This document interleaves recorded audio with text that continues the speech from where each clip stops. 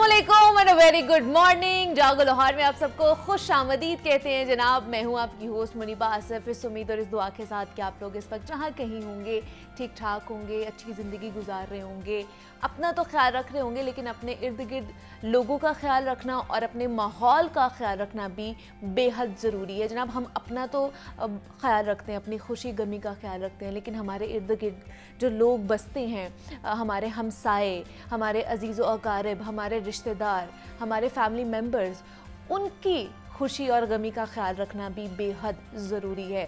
हम इस मसरूफ़ दौर में बहुत ज़्यादा बिज़ी हो जाते हैं, हमें नहीं पता चलता कि हमने अपनी फैमिली के साथ कितना वक्त गुजारना है, उनके बारे में पूछना है, उनसे जानना है कि वो अपनी ज़िंदगी में किसी चीज़ की वजह से परेशान तो नहीं है, कुछ सफ़र तो नहीं करना पड़ रहा उन्हें, उनको किस तरह हमने रिलैक्स करना है, किस तरह उनकी परेशानी की जो चीज़ें हैं सोल्यूशन उन्हें देना है। तो इसलिए अपनी जो मसरूफ़ ज़िंदगी है ना, उसमें से वक्त थोड़ा सा हमें निकालना चाहिए। अपने लिए तो निकालना ही चाहिए, बिकॉज़ हमारी ज़ात भी चाहती है कि हम अपने ऊपर वक्त जो है वो सर्व करें, अपने आप को एक्सप्लोर करें, लेकिन अपने साथ साथ जो है ना अपने अजीज़ व क़ारिब, अपने जो रिश्ते हैं उनको मजबूत करना, उनके बारे में जानना सोचना बेहद ज़रूरी है। तो जनाब ये जो वक्त है ना, इसको ज़ाया करने से बेहतर होता है कि उनसे थोड़ी सी बात कर ली जाए, शेयरिंग कर ली जाए, आपका दिल भी हल्का होता है और उसके साथ साथ जनाब आपके जो अजीज़ व क़ारिब हैं, उनके जो रिश्ते हैं ना आपके,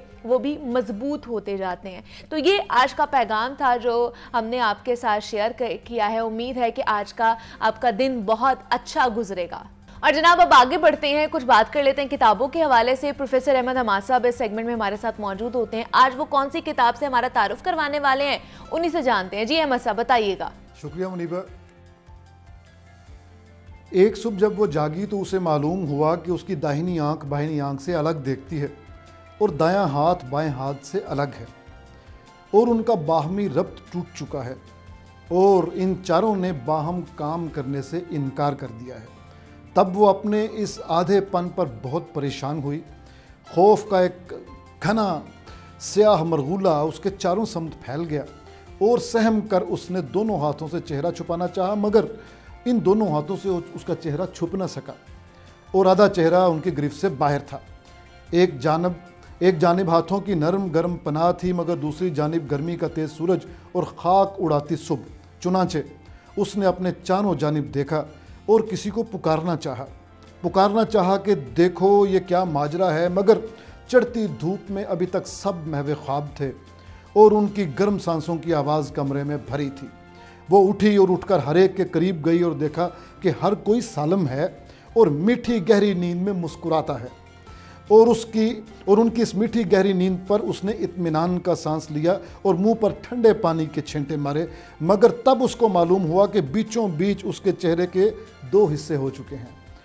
ये अफसाना है आधी औरत। आपको इसके उसलूब से अंदाज़ा हो गया होगा कि ये मामूली अफसाना या रूटीन का अफसाना, रिवायती अफसाना नहीं है।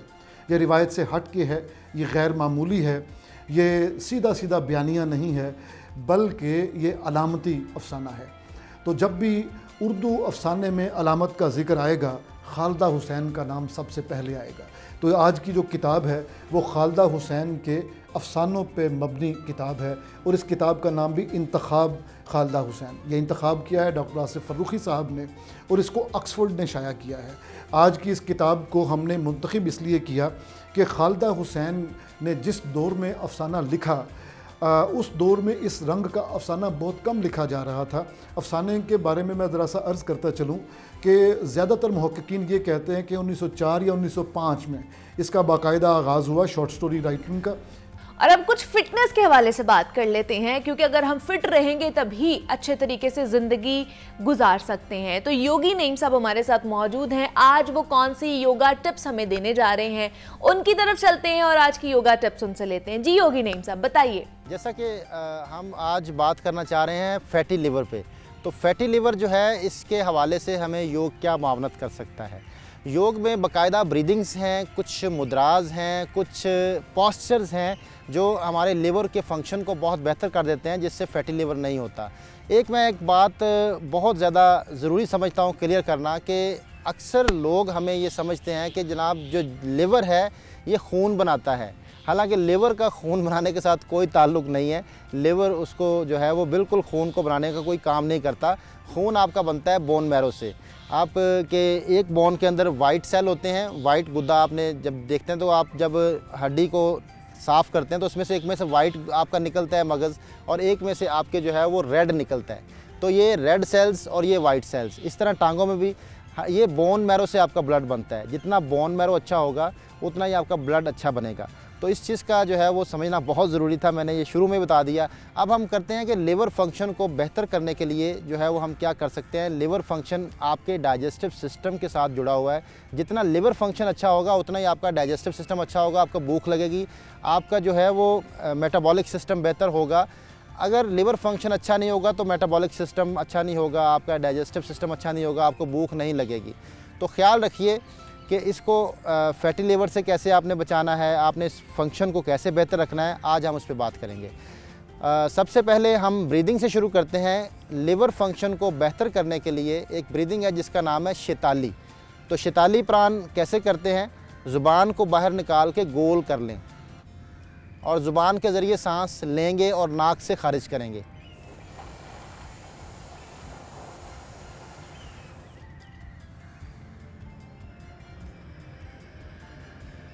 नाक के ज़रिए खारिज करेंगे। इसको बैठ के करना है, लेट के भी कर सकते हैं। ज़ुबान अगर गोल नहीं हो पाती, अक्सर लोगों की ज़ुबान गोल नहीं होती, तो फिर वो क्या करेंगे कि ज़ुबान को ऐसे बाहर की तरफ निकालेंगे और थोड़ा सा ऊपर वाले होंठ की मदद से ज़ुबान के ज़रिए सांस खींचेंगे। ज़ुबान चिपटी होती है ना उनकी, वो गोल नहीं हो पाती, तो गोल करने की ज़रूरत नहीं है। ऊपर वाले होंठ की मदद लेते हुए थोड़ा सुराख बना लेंगे, ज़ुबान के ऊपर सांस टच होता हुआ अंदर जाए और नाक से खारिज कर दें। ये शैताली प्राण जो है बड़ी बेहतरीन प्राण है।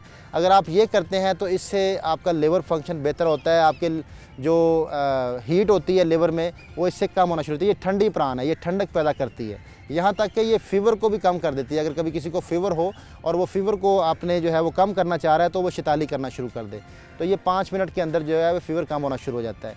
और अब आते हैं मुद्रा की तरफ। मुद्रा कहते हैं हाथों के अंदाज़ को। आपने अक्सर देखा होगा योगी ऐसे बैठे होते हैं, ऐसे बैठे होते हैं। मुख्तलिफ मुद्राज हैं, ये बहुत सारे टाइप्स के मुद्राज हैं। तो आज हम जो है वो जो करेंगे मुद्रा, इसका नाम है अपान मुद्रा। अपान मुद्रा कहते हैं, अपान संस्कृत ज़ुबान का लफ्ज़ है। अपान का मतलब है किसी बढ़ती हुई चीज़ को रोकना, उसको नीचे लेके आना। तो फैट बढ़ रही है लिवर के ऊपर, जिस्म के अंदर कोई भी चीज़ की ज़्यादती हो रही है, आपका ब्लड प्रेशर हाई हो रहा है, आपको गैसेस हो रही हैं, आपके जिस्म के अंदर यूरिक एसिड बढ़ रहा है, आपके जिस्म के अंदर कोलेस्ट्रॉल लेवल बढ़ रहा है, किसी भी चीज़ की ज़्यादती, तो ये अपान मुद्रा काम करता है।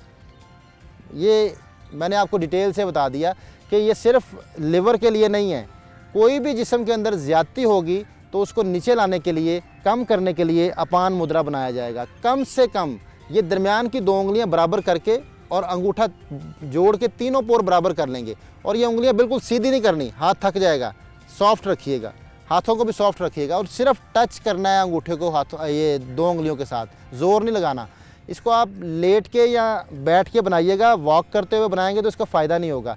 किसी भी मुद्रा का वॉक करते हुए फ़ायदा नहीं होता। और अगर इससे पहले हाथ धो लिए जाएँ, चिकनाई ख़त्म कर ली जाए हाथों में, चाहे पसीने की हो चाहे किसी खाने की हो, तो उससे जो है वो और ज़्यादा बेहतरी आ जाती है। ये मुद्रा फिर ज़्यादा काम करता है। तो 15 मिनट आपने कम से कम क्लॉक को देखते हुए 15 मिनट आपने इसको बनाना है। बातें कर सकते हैं इसके दौरान, इससे आपका लिवर फंक्शन बेहतर होना शुरू हो जाएगा। और इसके बाद हम आते हैं, एक पॉइंट है जो हाथ के अंदर मौजूद है, अगर उसको प्रेस किया जाए तो उससे आपका लिवर फंक्शन बेहतर होना शुरू हो जाता है। लेफ़्ट हैंड के ऊपर ये जो लिटिल फिंगर है, इसके बिल्कुल लाइन में आप नीचे आ जाएं जहां हथेली ख़त्म हो रही है। ये अंगूठे के नीचे जो जगह आ गई, ये आपके जहां से जोड़ है रिस्ट जॉइंट, इससे थोड़ा ऊपर और इस छोटी उंगली की लाइन में ये जो उभरी हुई जगह है, ये लिवर का पॉइंट है। अगर आप इसको प्रेस करते हैं तो आपका लिवर फंक्शन बेहतर होना शुरू हो जाता है। अपने हाथ से भी कर सकते हैं। अगर आप अपने हाथ से नहीं कर सकते तो आप फिर किसी दूसरे की मदद लेंगे। तो आपने इसको ऐसे दबाना है कम से कम 5 मिनट। बहुत ज़ोर लगाने की ज़रूरत भी नहीं है, बस इसको ऐसे ऐसे हल्का हल्का दबाते रहें, हल्का हल्का दबाते रहें। तो इससे आपके लिवर फंक्शन बेहतर होता है, आपको भूख लगना शुरू होती है, डाइजेस्ट होता है खाना आपका। ये आपके लिवर फंक्शन के लिए बड़ी बेहतरीन चीज़ है। अब और इसको बेहतर करें, अगर आप इसको लिवर को और अच्छा करना चाहते हैं तो इसी जगह पे ये जो आपके अंगूठे के नीचे जगह आ रही है, इसके ऊपर अगर आप ग्रीन कलर लगा लें, परमानेंट मार्कर लें ग्रीन कलर का, इसके ऊपर आप ग्रीन कलर से आप इसको पेंट कर देते हैं तो ये रात सोते हुए कर लें, सुबह उठ के आप उसको साफ़ कर लें, धो लें साफ़ अच्छी तरह, ताकि दिन भर आपने काम करना है और इसको आप नहीं उतरता कलर तो थिनर से भी उतार सकते हैं। ये आपकी जो है वो लिवर फंक्शन को बेहतर करेगा। कलर थेरेपी के नाम से ये जाना जाता है। तो कलर थेरेपी आपकी जो मुख्तलिफ पॉइंट्स पे होती है। अगर ये लिवर के पॉइंट के ऊपर ग्रीन कलर लगाएंगे तो ग्रीन कलर से आपका जो है वो लिवर फंक्शन अच्छा हो जाएगा। अब कुछ लिवर के लिए जो है वो पोस्चर्स करेंगे और पोस्चर्स करने के लिए सबसे पहले हमें जो है वो पर्वत आसन की एक वेरिएशन है, इसमें आना पड़ेगा कि अपने दोनों पैरों को पीछे हील टच करके वी शेप बना लें बॉडी की। अब एक एक करके अपनी जो है वो हील टच करेंगे, जितना आसानी से हो सके रोकना है। आपने लेग सीधी करके आपने 10 सेकंड रोकना है और अगर 20 टाइम आप कर लें तो बहुत अच्छा है। और इसके बाद फिर ये आप 20 टाइम करने के इस तरह 3 सेट करें इसको, 20-20 3 राउंड। इसके बाद फिर आप जो है वो प्लैंक पोजीशन में आ जाएं। अब यहाँ पे इनहेल करेंगे, सांस लंबा लिया और सांस निकालते हुए दोनों हील्स टच करते हुए अपनी बॉडी को नीचे की तरफ वी शेप बनाएं, कमर सीधी और नीचे लेके आएँ अपने आप को, जितना आसानी से हो सकता है।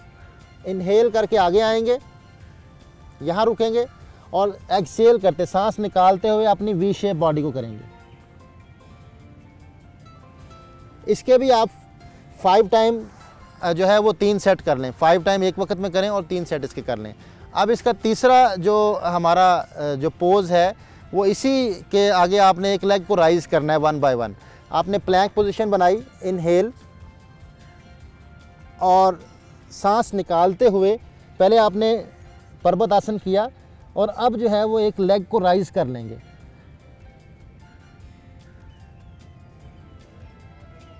जितना आसानी से हो सके इनहेल करके वापस आएं और एक्सहेल अब दूसरी साइड से।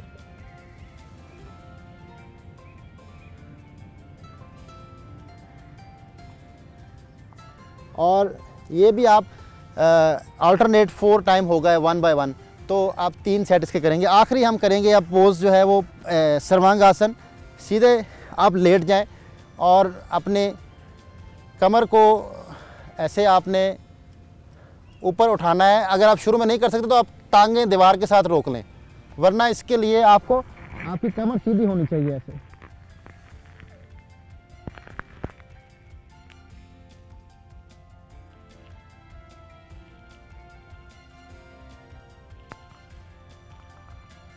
आहिस्ता से वापस। तो ये अगर आप करते हैं तो इससे आपकी जो है वो लिवर फंक्शन बेहतर हो जाएगा। इसके साथ ही आपसे इजाज़त चाहेंगे। बहुत शुक्रिया।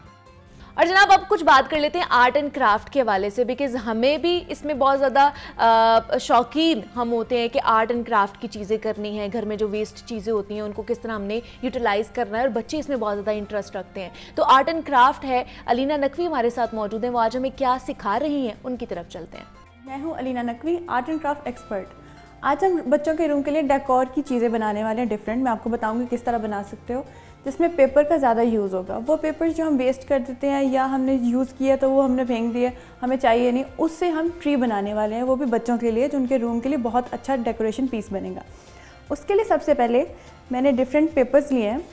ये पेपर शीट्स हैं, आप किसी भी कलर का यूज़ कर सकते हो। पेपर शीट्स, सम सीजर्स और उसके साथ आपको फोमिक शीट से ये इस तरह के शेप बना लेने हैं डिफरेंट ट्री के। वो बच्चों पे डिपेंड करता है वो किस तरह का ट्री है, क्या चीज़ बनाना चाहते हैं। इसको स्टार्ट करने के लिए सबसे पहले मैं इसमें बैकग्राउंड के लिए कोई भी एक रैंडम कलर ले लूँगी। इसमें पिंक है, पिंक कलर लेकर और ये मैंने ट्री के डिफरेंट चीज़ें पहले काट के रखी हैं, इसमें इस तरह से जोड़ना शुरू करूँगी। आपने ट्री का एक बेस बनाना है, बस एक रैंडम आइडिया आपका जिस तरह भी आप बनाना चाहो। बिल्कुल पता चलना चाहिए कि बच्चों के रूम का है, प्रोफेशनली नहीं बनाना, वरना पता नहीं चलेगा किसी बच्चे ने बनाया। बच्चों के लिए ये इनके थीम के लिए भी यूज़ हो सकता है, जो वो अपने स्कूल में थीम यूज़ करते हैं उसके लिए भी हो सकता है, इनके रूम डेकोर के लिए भी यूज़ हो सकता है। इस तरह से आप ये सारे ट्री का जो सेक्शंस हैं सारे कंप्लीट कर लो, छोटे छोटे भी। लेकिन ख्याल ये करना है जब भी ग्लू गन बच्चे यूज़ कर रहे होते हैं तो उनके मम्मी पापा का पास होना बहुत ज़रूरी होता है। ये इस तरह ये बेस बन गया, बस एक और लगा दूंगी मैं यहाँ पर और इसके साइड पे भी एक और। ये बिल्कुल इस तरह ट्री का एक बेस रेडी हो जाएगा। ठीक है, पेपर पे ये ट्री का एक बेस रेडी हो गया। उसके बाद ये जो हमारे पास काफ़ी पेपर्स पड़े होते हैं जो हमने कट करके रखे हुए हैं और इनको हम फेंक देते हैं, इसको आज हम यूज़ करेंगे। इसके लिए मैंने इसको छोटे छोटे इस तरह पीसीज में रैंडम जैसे मर्ज़ी आप काट लो, चाहो तो आप शेप दे दो, चाहो तो ना दो। इस तरह से मैंने डिफरेंट शेप्स में इस तरह इसको बनाना है। सारी चीज़ ऐसे बनाकर मैं जहाँ जहाँ मेरा दिल होगा उस तरह मैं इसको लगाती जाऊँगी। जहाँ जहाँ बच्चों को पसंद आए उस तरह इसमें शेप देते जाओ, सारा बनाओ। और उसके बाद नीचे भी हम इसी तरह इसको लगा लेंगे। बिल्कुल इसी तरह मैं आपको आइडिया बता देती हूँ, मैंने ऑलरेडी रेडी करके रखा हुआ है। ये देखो, इसमें जितने भी वेस्ट पेपर्स थे मेरे पास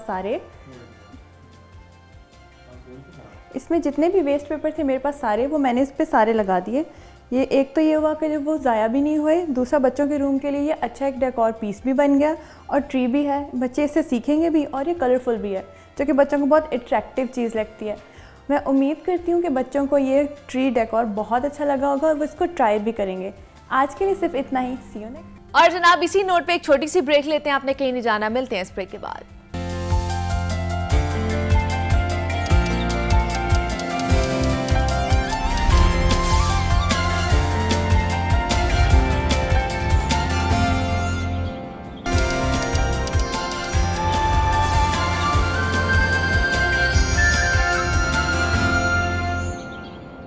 वेलकम बैक टू जागो लाहौर। जनाब अब कुछ बात कर लेते हैं हेल्थ के हवाले से, हेल्थ और फिटनेस के हवाले से। और आपको पता है कि हर कोई अपनी जो चीज़ें हैं, अपनी हेल्थ का ख्याल बेहद रखता है। ख़ास तौर पर अगर देखा जाए तो ख़वातीन अपनी स्किन का ख्याल रखती हैं, अपने बालों का ख्याल रखती हैं। लेकिन अगर मर्द हजरात में देखा जाए तो गंजपन बहुत जल्दी वाज़े होना शुरू हो जाता है, या बाल गिरना शुरू हो जाते हैं, गंजे होना शुरू हो जाते हैं। तो इसके हवाले से आज हम बात करेंगे, क्योंकि पाकिस्तान में गंजपन बहुत ज़्यादा बढ़ता जा रहा है। सिर्फ पाकिस्तान में नहीं, अगर पूरी दुनिया की बात की जाए तो हर ममालिक में ये मसला बढ़ता ही जा रहा है कि बाल गिरना, गंजपन का शिकार हो जाना, ये जेनेटिकली बहुत ज़्यादा आप इसकी वजूहात होती हैं। या अगर मौसम देखा जाए तो मौसम के क्या असरात पड़ते हैं, और दूसरा ये कि हमारी डाइट का कितना अमल दखल है इसके अंदर, हम किस तरह की ट्रीटमेंट्स लेकर। पीआरपी की बहुत ज़्यादा बात की जाती है कि अगर आपके बाल कम हैं या आप गंजपन का शिकार हो रहे हैं तो आप पीआरपी ले सकते हैं। तो आज ये तमाम तर चीज़ों के हवाले से आज हम बात करने वाले हैं, और ख़ास करके ये जो सेगमेंट होने वाला है कि मर्द हजरात के लिए बहुत इन्फॉर्मेटिव रहने वाला है। तो हमारे साथ इन स्टूडियोज़ में डॉक्टर कवल जावाद मौजूद हैं जो कि कंसल्टेंट डर्माटोलॉजिस्ट हैं। उनसे ये तमाम तर सवालात के जो जवाब हैं वो लेंगे। डॉक्टर कवल, आपको वेलकम कहती जागो लाहौर में। कैसी हैं आप? ठीक ठाक, अल्हम्दुलिल्लाह। कैसी हैं? मैं भी बिल्कुल ठीक ठाक। डॉक्टर कवल, गंजपन का शिकार, जैसे मैंने बोला है कि ये मसला बहुत ज़्यादा फैलता जा रहा है और पाकिस्तान में बहुत से लोग इसका शिकार होते जा रहे हैं। तो ये क्या है, क्या वजूहात हैं गंजपन के पीछे? गंजपन जो है वो बेसिकली बहुत सारी चीज़ों की वजह से होता है। उसमें जो मेन कॉज अगर हम उसको फाइंड आउट करने की कोशिश करें तो मेन कॉज इसमें होता है मोरूसी, जेनेटिक्स। अभी आप बता चुकी हैं कि अगर आपकी जेनेटिक्स में ऐसा है कि बाल कम हैं, चाहे वो आप मतलब वो पैटर्नल साइड्स पर होते हैं, चाहे वो आपकी अम्मा की साइड पर हो या अब्बा की साइड पर हो, बच्चे में अगर मोरूसी तौर पर वो जीन्स मुंतकिल हो गए हैं तो डेफिनेटली बच्चे में जैसे जैसे उसकी एज 20 अबव होती जाएगी उसके बाल कम से कम तरीन होते चले जाएंगे। अगर कोई कॉज नहीं है तो भी, अगर जीन्स में बाल कम हैं तो जो भी बच्चा या बच्ची है आने वाली, उनमें ये चीज़ ट्रांसफ़र हो जाती है और फिर वक्त के साथ साथ जैसे जैसे वो एज अप होते जाते हैं वैसे वैसे उनके बाल कम होते जाते हैं। सबसे मेन फैक्टर है दोनों से मिल सकती है, फादर की तरफ से भी और मदर की तरफ से। बिल्कुल दोनों से मिल सकते हैं, दोनों से ही ट्रांसफ़र होते हैं, दोनों से। लेकिन फादर वाली साइड से ज़रा स्ट्रॉन्ग रिकमेंडेशंस हैं। स्ट्रांगली बच्चे के अंदर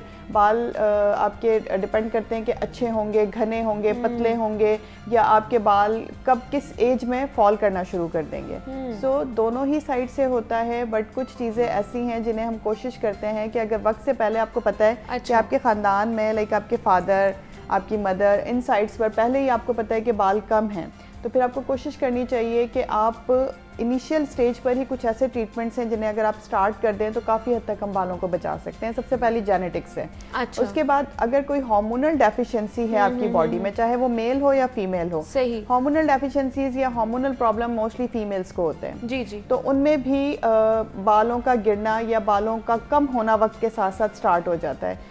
दो पैटर्न्स होते हैं, एक को हम कहते हैं मेल पैटर्न्स बाल्डनेस और दूसरी होती है फीमेल पैटर्न बाल्डनेस। यानी कि फीमेल की जो पैटर्न होती है वो आपकी ये जो सेंटर पार्टिंग है जिसे हम मांग कहते हैं, ये वाइड होना शुरू हो जाती है। ठीक है। जो मेल की स्पेशल बाल्डिंग स्टार्ट होती है वो होती है इनसाइड से, यहाँ से स्टार्ट ये और देन क्राउन जाता है आपका। सो ये स्पेसिफिक पैटर्न्स हैं जो फीमेल का और मेल का अलग अलग होता है। ओके। बट कॉजेज में जेनेटिक्स, हार्मोनल डेफिशिएंसीज या हार्मोनल प्रॉब्लम्स आ जाते हैं। उसके बाद आपकी डाइट बहुत डिपेंड करती है। उसके बाद चौथी चीज़ होती है प्रोसेसिंग। कॉन्टीन्यूसली अगर जो लोग अपने बालों को प्रोसेसिंग करते हैं, जैसे केमिकल डाइज यूज़ करते हैं, स्ट्रेटनिंग हो गई बालों में, अगर आप किसी भी किस्म का कोई प्रोसेस करवा रहे हैं, लाइक बहुत सारे लोग होते हैं जो परमानेंट स्ट्रेटनिंग की तरफ चले जाते हैं, बहुत सारे लोग कर्ल करवाते हैं, डेली बेसिस पे आयरनिंग करते हैं। इस तरह के मल्टीपल फैक्टर्स होते हैं जो आपके बालों को डे बाय डे डैमेज करते चले जाते हैं। हमें इनिशियली उस स्टेज पे फील नहीं होता, but with the passage of time, like 2 months 3 months के बाद आपको एहसास होता है कि आपके बाल कम से कम तरीन होना शुरू हो गए। सम टाइम वो बहुत देर हो चुकी होती है आपके बालों की क्योर के लिए, और सम टाइम ऐसा होता है कि आप अगर बहुत कॉन्शियस हैं तो इनिशियल स्टेज पर ही अपने बालों को बचा लेते हैं। अच्छा, ख़वातीन का अमूमन ये कहा जाता है कि वो जल्दी उनका गंजपन इतना ज़्यादा वाज़े नहीं होता है, या बाल ज़्यादा होते हैं तो इतना उनका, जो मर्द हजरात है ना उनमें तो ये चीज़ ज़्यादा कॉमन पाई जाती है कि यहाँ से बाल झड़ना शुरू हो जाते हैं और बिल्कुल ही ख़त्म हो जाते हैं। तो जो छोटी उम्र में भी बहुत सारे लड़कों के हमने देखे हैं कि अभी इतनी उम्र भी नहीं होती, 30s में होते हैं या 20s में अपने होते हैं, तो उनका वॉल्यूम कम होना शुरू हो जाता है, बाल झड़ना शुरू हो जाते हैं। उसकी क्या वजह है? क्या वेदर का भी इसके ऊपर असर होता है, या डाइट का है, या वो भी जेनेटिकली वो शुरू होना शुरू हो जाता है? सब चीज़ें मुनीबा, इनमें से जितने भी मैंने कॉजेज़ बताए हैं, हर तरह का फैक्टर जो आप कह रही हैं 20s, early 20s, early 30s में भी बाल चले जाते हैं। एक्चुअली क्या है, फीमेल के जो बाल हैं उसमें मेन फैक्टर ये होता है हमारे बाल ज़रा लंबे होते हैं, तो हम उसको दे देते हैं, स्टाइल दे दिया, लाइक अगर इधर से थोड़ा सा जा रहे हैं बाल तो हमने इस तरफ या इस तरफ करके बनाना शुरू किए। अगर सेंटर जो हमारी पार्टिंग है वो ख़राब हो रही है तो हमने स्ट्रेट कर लिया। हमारे पास ऑप्शंस बहुत होते हैं। बाल कंपैरेटिवली जो मर्द हजरात हैं उन्हीं के ज़्यादा जाते हैं। अच्छा। छोटा बाल वो रखते हैं, जल्दी फील होना शुरू हो जाता है, उनकी जो बाल्डनेस है वो ज़्यादा होती है एज कम्पेयर टू फीमेल। आप बिल्कुल ठीक कह रही हैं। कॉजेज़ अगेन जो भी मैंने लाइन से बताएं, जेनेटिक्स, हार्मोन, डाइट आपकी, ठीक है, और प्रोसेसिंग, ये सब डिपेंड करती है कि आप किसका शिकार हो रहे हैं। अच्छा। अर्ली जो 20s 30s में जाते हैं ये उन्हीं लोगों के जाते हैं जिनको हार्मोनल या जेनेटिकल प्रॉब्लम होता है। वो प्रोसेसिंग से या चीजों से नहीं जाते हैं, केमिकल्स नहीं लगाते हैं, वो डाई वगैरह नहीं करवाते हैं। अगर करते भी हैं तो वो थोड़ा देर से 30s के बाद जाके असर कर, बिकॉज किसी ने अर्ली 20 से किसी के बाल बहुत ज्यादा सफेद होते हैं, और आजकल आपको पता है ना बहुत अर्ली स्टेज पर ही लड़कियां प्रोसेसिंग भी करवा लेती हैं, या ना भी करवाएं तो अर्ली ही बाल सफेद होना शुरू हो जाते हैं। वो लोग फिर डेफिनेटली डाई यूज करते हैं, because we don't have any solution for the grey hairs. हमारे पास कोई ऐसी चीज़ नहीं है कि हम ग्रे हेयर्स को कवर कर सकें। सिर्फ डाई ही एक ऐसा सॉल्यूशन है जो हम लाइक ट्रीटमेंट तो नहीं है बट बताते हैं कि यही ट्रीटमेंट है, आप डाई ही कर सकते हैं। अगर अर्ली स्टेजेस पर स्टार्ट कर दिया तो फिर वो अर्ली स्टेजेस पर ही आपके बाल ख़राब होना शुरू हो जाते हैं।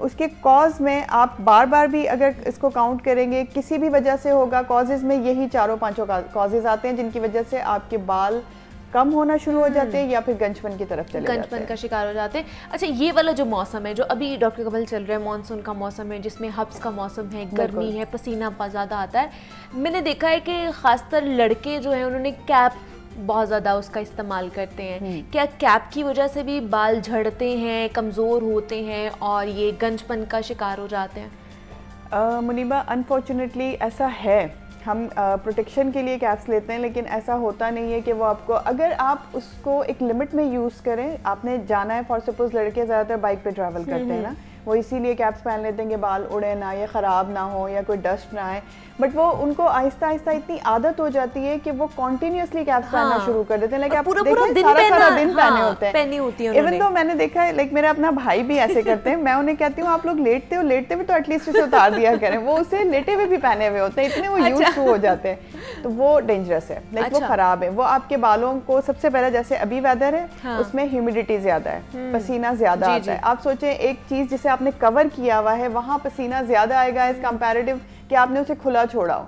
बालों को अगर आप खुला छोड़ देते हैं, खुले से मतलब ये नहीं कि हर वक्त ही बाल खुले रहे, मैं वो फीमेल वाले खुले की बात नहीं कर रही, बट आपने कोई चीज़ कवर नहीं की हुई, प्रोटेक्शन ज़रूर देना चाहिए। जब आप धूप में निकलें तो डायरेक्ट सनलाइट से इंटरेक्शन नहीं होना चाहिए बालों का।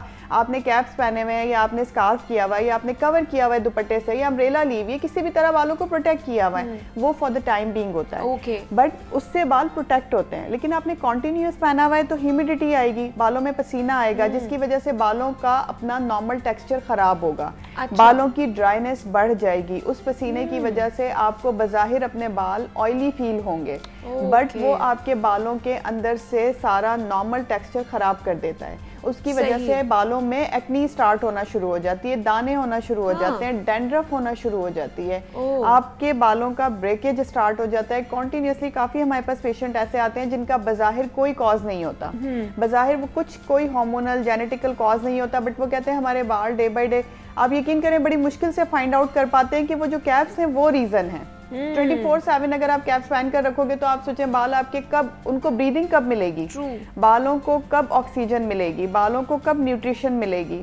तो डेफिनेटली ये आप खुद कर रहे हैं, ये कैसा हिडन कॉज है। अच्छा आपने ये सवाल कर लिया, मैं इसको काफ़ी अरसे से मैं सोच रही थी कि मैं इसे किसी ऐसे प्लेटफॉर्म पर बताऊं कि ताकि लोगों में अवेयरनेस हो कि आप कैप्स को एक लिमिट तक प्रोटेक्शन के लिए यूज़ कर सकते हैं, बट कैप्स को आप हर वक्त पहनने का मतलब ये है कि आप अपने बालों के साथ खुद ज्यादती कर रहे हैं और वो आपके लिए नुकसानदेह हो रही है। मतलब आप अपने बालों को बचाने की बजाय उसको उसकी खराब कर रहे हैं। शुरू में सिर्फ आपको ड्राइनेस, डैंड्रफ, एक्नी ये चीजें फेस करनी होंगी। कुछ अरसे के बाद आपको फील होगा कि आपके बालों का फॉल शुरू हो गया। जब आप कैप्स उतारेंगे तो उसमें बाल लगे हुए होंगे, फिर उसके बाद ब्रेकेज स्टार्ट हो जाएगी बालों की। ये सब कुछ करते करते करते बैल्डनेस तक बात जा पहुंचती है, आप में गंजपन स्टार्ट हो जाता है, और ये उसका कॉज पीछे निकलता है कैप्स कि कैप पहनी हुई है और वो 24 घंटे आपने पहन के रखी हुई है, इसलिए जब बाहर जाएं तब उसका इस्तेमाल करें। एग्जैक्टली जब आप बाहर जाएं थोड़ी देर के लिए पहन लें, आपने जितनी देर ट्रैवल करना है आप पहने, 1 घंटा 2 घंटा वो कोई मैटर नहीं करता, बट आप जब अपनी मंजिल पे पहुंच जाएं, आप अभी आपको पता है कि आप अपने बालों को खुला रख सकते हैं, अपने स्कैल्प को सांस, तो उसे भी सांस लेने का हक है हमारी तरह, वो भी थोड़ी देर सांस ले लेगी तो ही ग्रो करेगी। एग्जैक्टली। अच्छा जिस तरह आपने डैंड्रफ की बात की है, मतलब लड़कियों के पास तो बहुत ज्यादा ऑप्शंस होते हैं ना कि डैंड्रफ शैम्पू यूज कर लिया और भी काफी टोटके कर लिए, लड़के नहीं ये करते हैं, टोटके भी नहीं करते हैं, ऑयलिंग भी नहीं करते हैं, तो डैंड्रफ का बहुत ज्यादा उनका प्रॉब्लम होता है। एक तो कैप की वजह से भी हो सकता है, बाकी और किस वजह से हो सकता है उनको डैंड्रफ का प्रॉब्लम? डैंड्रफ का प्रॉब्लम शावर ना लेना डेली बेसिस पर, बिकॉज हमारे यहाँ ये भी एक मिथ है, एक मिसकॉन्सेप्ट है कि जो लोग डेली शावर लेते हैं उनका हेयर फॉल ज़्यादा होता है। ये भी एक गलत कॉन्सेप्ट क्रिएट हुआ है।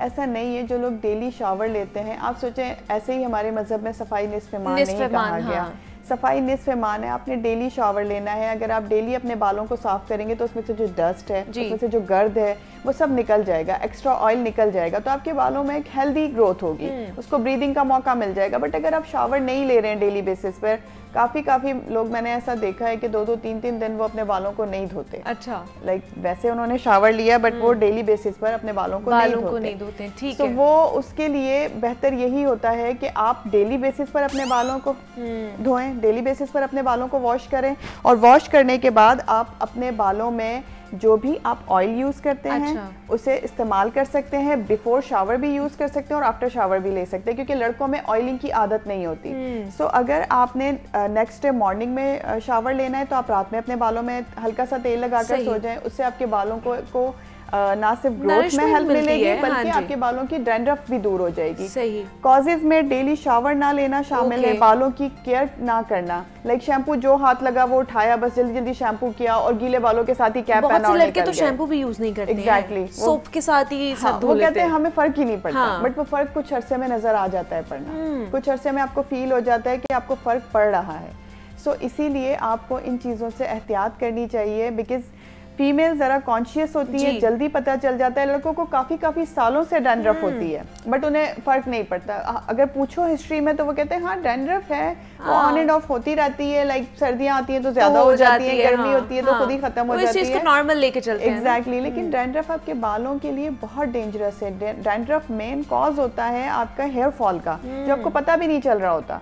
डैंड्रफ मेन कॉज होता है आपकी बैल्डनेस का, गंजपन का, लेकिन वो हिडन पहलू है, किसी को समझ नहीं आता। सो डैंड्रफ से सबसे पहले छुटकारा हासिल करना चाहिए, तभी आपके बाल हेल्दी भी होंगे और ग्रो भी करेंगे और उन्हें नरिशमेंट मिलेगी। नरिशमेंट के लिए आपको फिर ऑयल का इस्तेमाल करना है। किस तरह के ऑयल इस्तेमाल कर सकते हैं? और शैम्पू, खास करके शैम्पू कौन सा यूज़ करना चाहिए लड़कों को? इसमें कोई ऐसी डिस्क्रिमिनेशन नहीं है मुनीबा। बहुत सारे over the counter anti dandruff shampoos available हैं। यहाँ भी पाकिस्तान में भी आपको पता है कोई ऐसा प्रॉब्लम नहीं है। आप अगर किसी से कंसल्ट, स्पेशली कोई ऐसा प्रॉब्लम नहीं है, कंसल्ट नहीं करना चाहते, तो ओवर द काउंटर आप मेडिकल स्टोर से जाके एंटी डैंड्रफ शैम्पूज ले सकते हैं। उसके अलावा कुछ ऐसे कॉस्मेटिक बेस्ड शैम्पू भी हैं जो लोग यूज़ करते हैं, नाम मैं नहीं लेना चाहती उनका, बट उससे भी काफ़ी हद तक अगर आपको थोड़ी डैंड्रफ है तो रिलीफ मिल जाता है। अगर आप थोड़ी प्रॉपर केयर करें, लाइक ऑयलिंग करें प्रॉपरली अपने बालों की। उसके अलावा अगर आप अपने बालों पे ये कैप शैप ऐसे ना पहने बेवक्त, और उसके अलावा आप गीले बालों के साथ कंघा करके फ़ौरन ही उसको कवर ना करें, तो भी आपके बाल इन मसले मसाइल से फर्दर बच सकते हैं। कॉजेज़ को आप रिमूव कर दें, over the counter shampoo use कर सकते हैं। ऑयल में बेस्ट ऑयल होता है ऑर्गन ऑयल, बहुत अच्छा है, उसमें विटामिन ई, डी, उसमें 9 फैटी एसिड्स, ये सब मौजूद हैं। इजीली अवेलेबल नहीं है, जो आपके पास इजीली अवेलेबल है, किसी भी खुशबू से पाक सरसों का तेल आप यूज़ कर सकते हैं, बहुत अच्छा होता है बालों के लिए। ऑलिव ऑयल, जैतून का तेल बहुत अच्छा है बालों के लिए। बादाम का तेल बहुत अच्छा है। कोकोनट ऑयल, लेकिन क्या होता है कि इसकी भी थोड़ी सी आपने सिर्फ ये देखना है कि आपके बालों का टेक्सचर क्या है, क्या आपके बाल ओवर ड्राई हैं, आपके बाल ड्राई हैं, आपके बाल नॉर्मल टेक्सचर के, या उनमें बहुत ज़्यादा ऑयल आता है। ये चीज़ें आपने देखनी है। ऑयलिंग आपने ऐसे करनी है कि नहाने से 2 घंटे पहले, या फिर ओवरनाइट जस्ट आपने ऑयलिंग रखनी है, अगले दिन वॉश कर लेना है। ऑयलिंग का मतलब ये नहीं होता कि 2-2 दिन हम अपने बालों में ऑयल डाल के रखते हैं, तीसरे दिन नहीं, बहुत अच्छा से ऑयल डाला है, बहुत अच्छे से इसमें लग जाए, फिर हम नहाएंगे, ऐसा नहीं, बिकॉज वो फिर आपके बालों को ब्रीदिंग से रोक देता है, नरिशमेंट से रोक देता है, क्योंकि पोर्स ब्लॉक हो जाते हैं। सो 2 घंटे इनफ। बहुत ज्यादा है तो आप ओवरनाइट लगाएं और अगले दिन वॉश कर लें। अच्छा, दूसरा ना, मतलब ये हमारे लिए भी है सवाल, लड़कियों के लिए भी, ये जो चंपी करते हैं हम लोग ऑयल के टाइम, जो बहुत मजे की चंपी हम करवा रहे होते हैं, बहुत से लोग कहते हैं कि नहीं करवानी चाहिए, इसकी वजह से जो ब्रेकेज होती है, आपके बाल कमजोर होना शुरू हो जाते हैं। इज इट ट्रू और नॉट? एक्चुअली वो जो चंपी का कॉन्सेप्ट है ना, उसका रीज़न ये होता है कि वो जो वेस्कुलैरिटी है बालों का, ब्लड सप्लाई वो इंक्रीज होता है तो ग्रोथ अच्छी होती है। लेकिन ये कोई महीने में 1 मरतबा ठीक है, बट वो भी एक लिमिट में। बहुत ज़्यादा बालों को आप ज़रूरत से ज़्यादा अगर उसे पुलिंग करेंगे, बहुत ज़्यादा अगर आप बालों पर स्ट्रेस देंगे तो वो डेफिनेटली टूटेंगे। उसके भी स्टाइल होते हैं ना। अच्छा। बहुत ज़्यादा ना करवाएं, अच्छे से मसाज करवाना बालों का इज़ गुड। उसका रीज़न ये होता है कि उसकी वजह से आपके बालों को ब्लड सप्लाई अच्छी मिलती है। जब ब्लड सप्लाई अच्छी मिलेगी तो डेफिनेटली न्यूट्रिशन अच्छी मिलेगी और ऑक्सीजन अच्छी मिलेगी, और ये दोनों काम होंगे तो डेफिनेटली हमारा हेयर फॉल भी स्टॉप होगा और हमारी बालों की ग्रोथ भी अच्छी होगी। तो चंपी इज गुड, लेकिन लिमिट में रह के करें, और ये कि महीने में 1 मरतबा करवा लें, इट्स गुड। वो आपके बालों को एक अच्छा सा टेक्सचर दे देती है, आपके बालों को एक हेल्दी लुक देती है। so, अच्छी है चंपी, लेकिन इतदाल में रह के करनी चाहिए, ज़्यादा भी नहीं करनी चाहिए। अच्छा, दूसरा मैंने देखा है कि खासतौर पे ना ये मर्दों में जो जिसको कहते हैं कि बाल जड़ हो गया, कहीं पे बाल होते हैं, कहीं पे वो स्पॉट से बनना शुरू हो जाते हैं, बालों में, सर में भी होता है, उनकी बियर्ड में भी होता है, इसकी क्या वजह है? उसकी वजूहत ये होती हैं कि इसे हम कहते हैं मेडिकल लैंग्वेज में एलोपेशिया एरिएटा। एलोपेशिया एरिएटा और बाल छड़ जिसे कहा जाता है आम जबान में, इसमें पैचेस आ जाते हैं। आपके बियर्ड एरिया में आए, आपके स्कैल्प में आए, इन जगहों पे वो जो पैचेस होते हैं वहाँ बाल नहीं होता, बिल्कुल फ्लैट, हम कहते हैं हथेली की तरह स्किन होती है वो पैच जो होता है, उस पे बाल आपको कहीं नहीं, आप फील करेंगे लिटरली आपको कुछ नहीं चुभेगा, सॉफ्ट सी और वो हो जाती है, स्मूथ हो जाती है। वो बेसिकली होता है कोई भी आप, ये एक ऑटो इम्यून डिजीज है। ऑटो इम्यून डिजीज हम कहते हैं जिसमें आपकी बॉडी के अपने ही सेल आपकी बॉडी के नॉर्मल सेल्स को डिस्ट्रॉय करना शुरू कर दें, खराब करना शुरू कर दें, मारना शुरू कर दें, due to any cause. Auto immune यानी खुद ब खुद स्टार्ट। कभी कभी इसके पीछे कॉजेज होते हैं, लाइक जेनेटिक्स में ऐसा हो, अगर कोई डेफिशिएंसी आपकी बॉडी में अगर हो रही है, जैसे विटामिन डी की, कैल्शियम की, आयरन की, आपकी बॉडी में डेफिशिएंसीज भी लीड करवा सकती है किसी भी ऑटो इम्यून डिजीज को। अगर इनमें से कुछ भी नहीं है तो भी अगर आपकी बॉडी में इस तरह का कोई प्रॉब्लम है तो इट मीन्स कि ये ऑटो इम्यून है, जिसे हम कहते हैं ड्यू टू अननोन कॉज। कोई हमें कॉज नहीं पता लेकिन वो हो गया है। अब क्या कर सकते हैं उसका? यूजुअली ये हम क्योर नहीं कर पाते। इसका सॉल्यूशन सिर्फ ये होता है कि इस पर हम ट्रायल बेसिस पर कुछ मेडिसिन अप्लाई करते हैं टॉपिकली लगाने वाली, या फिर हम इस पर लाइक बहुत सारे आते हैं पेशेंट्स, हमने दम करवाया है बाबा जी से, हमने बाबा जी से फला दवाई ली है, तो सम टाइम बाबा जी की दवाई भी काम कर जाती है। क्योंकि अगर वो डेवलप होना हो और वो बिकॉज हमने उस जगह को इंजरी देनी होती है। सही। तो खुद ब खुद हमारी बॉडी में अल्लाह पाक ने ये कुदरती तौर पे रखा हुआ है, एक फिनोमेना होता है कि अगर आप उस जगह पे इंजरी देते हैं तो बॉडी के अपने सेल उसको डिफेंड करना शुरू कर देते हैं। जब वो डिफेंड करते हैं तो वो सेल्स जिन्होंने ऑटो इम्यूनिटी करवाई हुई है वो सेल्स कहीं ना कहीं डिस्ट्रॉय होना शुरू हो जाते हैं, तो बाल आपके वापस आना शुरू हो जाते हैं। तो कभी कभी वो बाबा जी का दम भी काम आ जाता है, चूरन है वो काम आ जाता है और कभी कभी हमारा भी काम आ जाता है। सो इसका जो फैक्ट है ना, हकीकत है, वो यही है कि हम इसे 100% नहीं कर पाते क्योर, बट ट्रीटमेंट से ये पॉसिबल होता है बहुत सारे पेशेंट्स में कि हम कहीं काफ़ी हद तक, लाइक अभी एक इंटरनेशनल कॉन्फ्रेंस मैंने अटेंड की है और उसमें एलोपेशिया एरिएटा बहुत ज़्यादा लाइक उन लोगों ने हाईलाइट किया इसे। उसका रीज़न ये है कि इसका रेशियो कंपैरेटिवली बढ़ता जा रहा है। उसका मेन कॉज ये है कि हम लोग इम्यूनिटी वाइज बहुत ज़्यादा वीक होते जा रहे हैं। एशियन कंट्रीज़ में आपको पता है कि डाइट जो है वो कंपैरेटिवली ख़राब होती जा रही है, एटमॉस्फेयर ख़राब होता जा रहा है, वेदर उतना सूटेबल नहीं रहा है, सो पेशेंट्स के अंदर ऑटो इम्यून डिजीज़ बढ़ना शुरू हो गई हैं। तो इसकी क्योर के लिए बेहतरीन तरीका ये है कि जैसे ही आपको लगे कि आप में इस तरह का कोई पैच डेवलप हो गया है तो फौरी तौर पे आपको अपने डर्मेटोलॉजिस्ट को कंसल्ट करना चाहिए। किसी अच्छे क्वालिफाइड डर्मेटोलॉजिस्ट को कंसल्ट करें ताकि वो आपको इसका प्रॉपर तरीका बताए इलाज का। तो हो सकता है आप भी उन्हीं लोगों में शामिल हों जिन्हें हम क्योर करवा सकते हों। ज़रूरी नहीं है, क्योंकि 100% लोग ऐसे नहीं होते जिनका इलाज मुमकिन नहीं है। उसमें से 70% 60% ऐसे लोग होते हैं जिनका इलाज हो सकता है, जिस बीमारी को वहीं पे रोका जा सकता है अगर आप इनिशियली स्टेज पे डॉक्टर से कंसल्ट कर लेते हैं। बिल्कुल। पीआरपी बहुत ज़्यादा इसका सुन रहे हैं कि पीआरपी कराएंगे आपकी बालों की हेल्थ अच्छी होना शुरू हो जाएगी या गंजपन ख़त्म होना शुरू हो जाता है, वाकई ऐसा है? बिल्कुल ऐसा है। पीआरपी एक बहुत अच्छा प्रोसीजर है। हेयर ट्रांसप्लांटेशन से पहले पीआरपी का ऑप्शन बहुत अच्छे तरीके से हम लोग पेशेंट पर यूज़ करते हैं।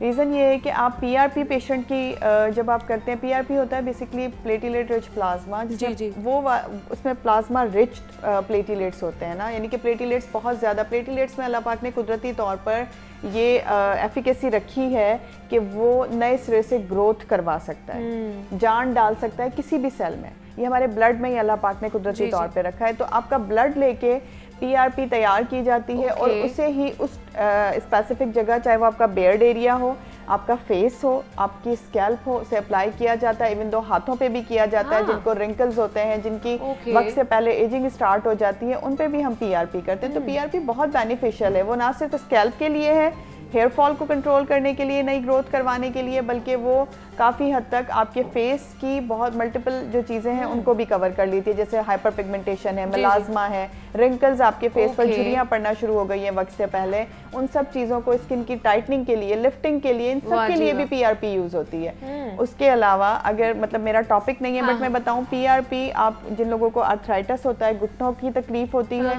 उसके लिए भी यूज़ की जाती है। वहाँ भी पीआरपी इंजेक्ट होती है और काफ़ी लोगों को उससे काफ़ी फायदा भी होता है। तो पीआरपी बेनिफिशियल है। 3 इसके बेसिक जो है वो फंक्शंस होते हैं। नंबर 1 वो आपका मेजर हेयर फॉल कंट्रोल करती है। नंबर 2 वो आपके बालों की नई ग्रोथ स्टार्ट करवा देती है। नंबर 3 जो डेड रूट्स हैं बालों की, उनको काफ़ी हद तक जानदार कर देती है। सो ये तीनों काम पीआरपी के, लेकिन एक सेशन नहीं होता, 3 to 6 सेशंस इसके रिकमेंडेड हैं। 3 to 6 सेशंस 1 मंथ अपार्ट या 15 डेज अपार्ट, डिपेंड करता है पेशेंट को, लेकिन नॉर्मली हम 1 मंथ अपार्ट करते हैं। एक मंथ में एक सेशन होता है और 3 to 6 सेशंस उसके किए जाते हैं और काफ़ी हद तक बेनिफिशियल होते हैं। अच्छा, आजकल पीआरपी की भी बहुत ज़्यादा आगे हुई है ना, आप सोशल मीडिया पे भी देखते हैं 6,000 रुपए की पीआरपी हो रही है, 5,000 की पीआरपी हो रही है, क्या वो वाकई पीआरपी है? बस ये एक सवाल है, ये भी बहुत अच्छा सवाल है, एक्चुअली हमारे फ़ायदे का है। मैं इससे भी थोड़ा सा बताना इसलिए चाहती हूँ कि देखिए आपको 3000 की भी कोई पीआरपी हाँ, करके देता है, 4000 की भी करके देता है, बट पीआरपी के लिए बेसिकली जो किट्स यूज़ की जाती हैं उनकी अपनी कॉस्ट ही 5 से 7,000 की होती है। तो जो आपको 3000 की पीआरपी करके दे रहे हैं, एक दफ़ा उनसे ये क्वेश्चन करना आपका बनता है कि क्या आप किट वाली पीआरपी यूज़ करें, बिकॉज पीआरपी स्पेसिफिकली तैयार की जाती है स्पेसिफिक पीआरपी किट में, स्पेसिफिकली उन्हें सेंट्रीफ्यूज किया जाता है उसी किट के ज़रिए, और फिर वो प्रॉपर जो सॉल्यूशन तैयार होता है वो आपको लगता है। पीआरपी बनाएं, पीआरएफ बनाएं, लाइजर थेरेपी करें, इसमें बहुत सारी मॉडिफिकेशंस आ गई हैं, लेकिन ये सब वही हैं कि आपने प्रॉपर एक डॉक्टर के पास जाना है, कंसल्टेंट को कंसल्ट करना है, जिस भी सेटअप पे जाएं ज़रूर डॉक्टर से मिलें और अपना ये क्वेश्चन ज़रूर करें कि आप पीआरपी किट में तैयार करते हैं पीआरपी या नॉर्मली जैसे ट्यूब्स में तैयार होती है वो करते। तो इसलिए आप लोग इससे अवेयर रहें कि अगर 2-3 हज़ार या 4,000 5,000 में भी कोई पीआरपी कर रहे हैं ना, तो इसका मतलब है कि वो फ्रॉड कर रहा है आपके साथ। तो इस तरह के फ्रॉड से हमें बचना चाहिए। डॉक्टर कंवल जवाद हमारे साथ कंसल्टेंट डर्मेटोलॉजिस्ट मौजूद थी। डॉक्टर कंवल, बहुत शुक्रिया आपके वक्त का कि आप यहाँ पर आई। और जनाब गंजपन के हवाले से हम बात कर रहे थे, क्या क्या वजूहात हो सकती हैं और क्या क्या ट्रीटमेंट है जिसकी वजह से हम गंजपन को या बाल गिरने को कम कर सकते हैं। तो यहाँ पे एक छोटी सी ब्रेक लेते हैं, मिलते हैं इस ब्रेक के बाद।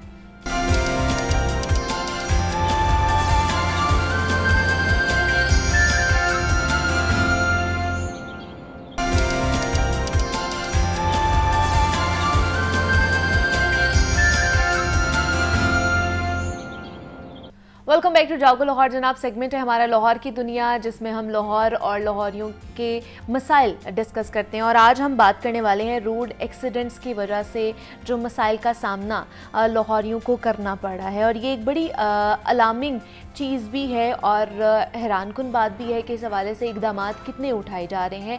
आज इस पर भी हम बात करेंगे। लेकिन अलार्मिंग चीज़ ये इसलिए है कि हेलमेट ना पहनने की वजह से जो हादसात होते हैं वो लोग ज़ख्मी होते हैं, इंजरी होती है और सर्जरी तक पहुंच जाते हैं। और इन सर्जरी के मरीज़ों का तनासुब ना सिर्फ पाकिस्तान में बल्कि लाहौर में ही हद से तजावुज़ कर चुका है। आलमी इदारे की रिपोर्ट शाया की गई है, उस हवाले से अगर मैं आपको बताऊं तो रवा साल में एशिया में सड़क हादसात में सबसे ज़्यादा अमवात पाकिस्तान में हुई हैं।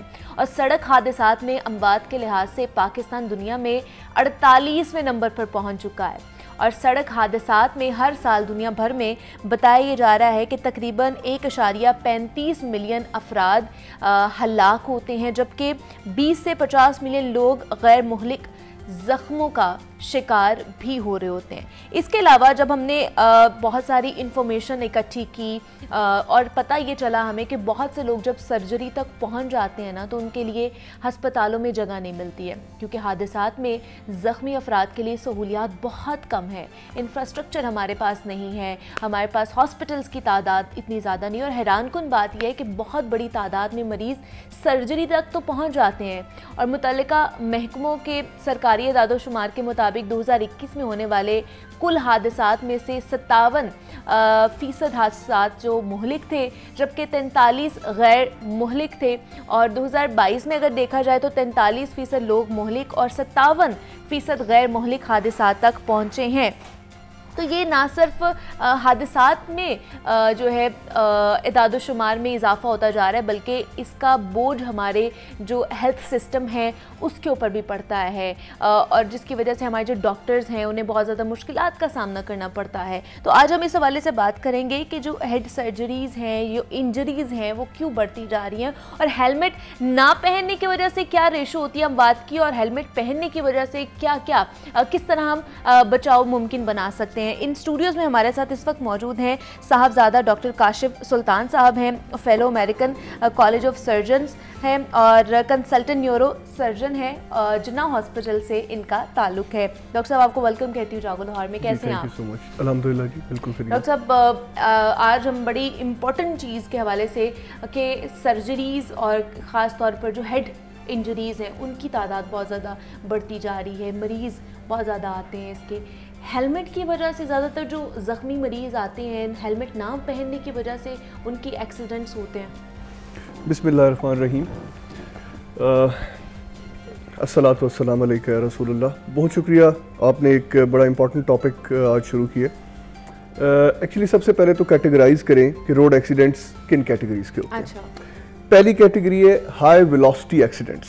अच्छा। हाई वेलोसिटी, जो पाकिस्तान में सिवाय मोटरवे के या उन रोड्स के जो बहुत ज़्यादा कारपेटेड और चौड़े रोड है, उन पे हाई वेलोसिटी एक्सीडेंट्स होते हैं। दूसरे जो है वो लो वेलोसिटी एक्सीडेंट्स हैं। हमारे यहाँ सबसे जो बड़ा चैलेंज है वो it's exactly opposite to the western world. हमारे यहाँ बड़ा चैलेंज जो है वो लो वेलोसिटी एक्सीडेंट्स हैं, हाई वेलोसिटी एक्सीडेंट्स नहीं है।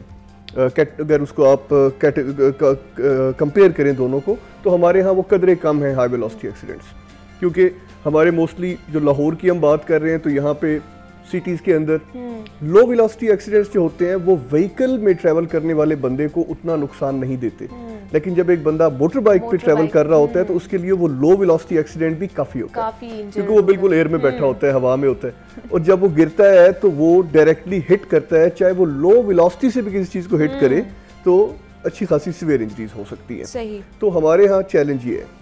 अब जब हमने ये समझ लिया कि हमारे यहाँ सिटीज़ में चैलेंज जो है वो लो वेलोसिटी एक्सीडेंट्स है, तो आप सबसे पहले तो गाड़ियों और बसेस को साइड पे कर दें। ठीक है। इसका मतलब है कि ज्यादा इंजरीज और डेथ्स उनकी वजह से नहीं है, सही। डेथ्स हो रही हैं या पेडिस्ट्रियंस की और या फिर मोटरसाइकिल्स की। तो उसमें भी अगर कंपेयर करें तो 90% जो डेथ्स हैं वो मोटरसाइकिलिस्ट्स की हैं।